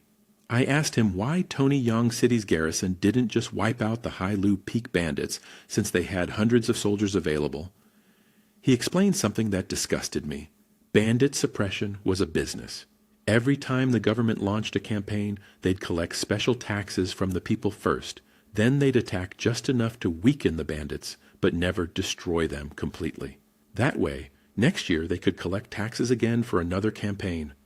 Everyone in power profited from keeping the bandits alive. Now that famine had dried up the wealthy family's money, nobody was funding campaigns, so the bandits were left alone entirely. It was a racket. And if I wiped them out, I'd technically be cutting into the government's revenue stream. Something to think about, but not a reason to stop. G and I headed to the county together. I had two goals: collect the bounty for destroying the river fortress and find a good blacksmith to recruit. At the smithy, Old Song was busy. The county government had given him a huge order. 1,000 horseshoes and 10,000 arrowheads with raw iron were provided. He was working day and night with his 2 apprentices. He couldn't take on my work right now. I noticed something interesting watching the delivery. Iron was strictly controlled as a strategic resource. Civilian blacksmiths only got limited amounts, but clever smiths like Song would deliberately keep some material from government orders, then smelt the leftovers into good iron they could sell privately, up to 30% extra on each batch, a very profitable side hustle. Since Song was unavailable, I asked if he knew anyone else. He thought for a moment and told me about his senior apprentice brother, a man with even better skills and a true passion for metal work. But there was a problem. The man had abandoned his forge in Tony City after falling in love with a girl at the local brothel. He'd spent everything trying to buy her freedom and now lived like a beggar outside the pleasure house, refusing to leave. A master blacksmith driven mad by love for a prostitute. I found that both ridiculous and oddly admirable, a true romantic fool. So I headed to the brothel to find him. Standing at the entrance, I felt the irony. The old Lou used to stand here drooling, too poor to go inside. Now I was back, wealthy and powerful, and the place just made me feel disgusted. Right outside the brothel, I found the man Song had described, filthy, hair-matted, looking like a beggar. 2 doormen were cursing at him, while a heavily made-up woman named Rua sneered from inside. She was brutal. She mocked him for thinking he deserved her, called him a toad dreaming of swan meat. He protested. She'd promised to buy her own freedom and marry him once she had enough money. He'd given her over 1,000 taels of silver, every coin he'd earned from his forge. She laughed and listed all the things she'd spent it on: food, clothes, cosmetics, his room, and board. Now that he was broke, she wanted him gone. Classic. He'd been completely played. I called out his name, Jung Tae-wi Iron Hammer. He looked up with wild eyes and immediately tried to search my pockets for money. I shoved him off. He came at me again, actually groping at my chest. A grown man pawing at me. I was more amused than angry. I kicked him down. He surprised me, though. Mid-fall, he flipped himself upright with one hand and launched a spinning kick attack. Not bad footwork for a beggar. I blocked with my shin. He felt like he'd kicked an iron post, then punched him unconscious with one hit. Good reflexes, decent fighting instinct, but no stamina. Years of starving outside a brothel had wrecked his body. The doorman came out looking for trouble, but I flashed a tin-tail silver ingot, and suddenly I was Sir, an honored guest. I told them I was here for Rua and to bring the unconscious man along. Inside the private room, they laid out food and wine. Rua entered with a fan hiding her face, ready to perform. When she lowered the fan and spotted Iron Hammer slumped on the table, her face froze. She tried to have him thrown out, but I stopped her. I kicked a stool across the room and told her to sit on the floor. She stumbled and fell, stunned. I told her plainly. I had zero interest in brothel women. She should sit there quietly and not get any ideas. She was furious inside, but kept smiling. 20 taels was 20 taels. She swallowed her pride and sat where I told her. I put a 100 tael banknote on the table and told Rua to leave with Iron Hammer. This money would buy her freedom. She barely glanced at the beggar beside her. Instead, she turned on the charm toward me, offering to follow me instead for 500 taels, promising endless bedroom pleasures. She shifted from pretending to have morals to shameless seduction in seconds flat. I nearly threw up my food. Iron Hammer woke up. I silenced them both with a chopstick thrown into the wooden pillar behind his head. It sank 3 in deep. That got their full attention. I asked Iron Hammer why he was so obsessed with this woman. His story poured out. He claimed Ruvo was his childhood sweetheart, a girl he'd sworn to marry. When he stumbled into this brothel years ago, visiting his apprentice brother Song, he recognized her and devoted everything to saving her. Then I turned to Rua under pressure. The truth came out. She wasn't his childhood love at all. Her real name was Lee, not Lei Rua. She was a refugee who'd been taken in by the brothel madam for her looks. She'd lied about being his old flame to milk him for money. Over 1,000 tales, all gone. Iron Hammer heard this and still refused to accept it. He begged her to come with him anyway. Said he didn't care.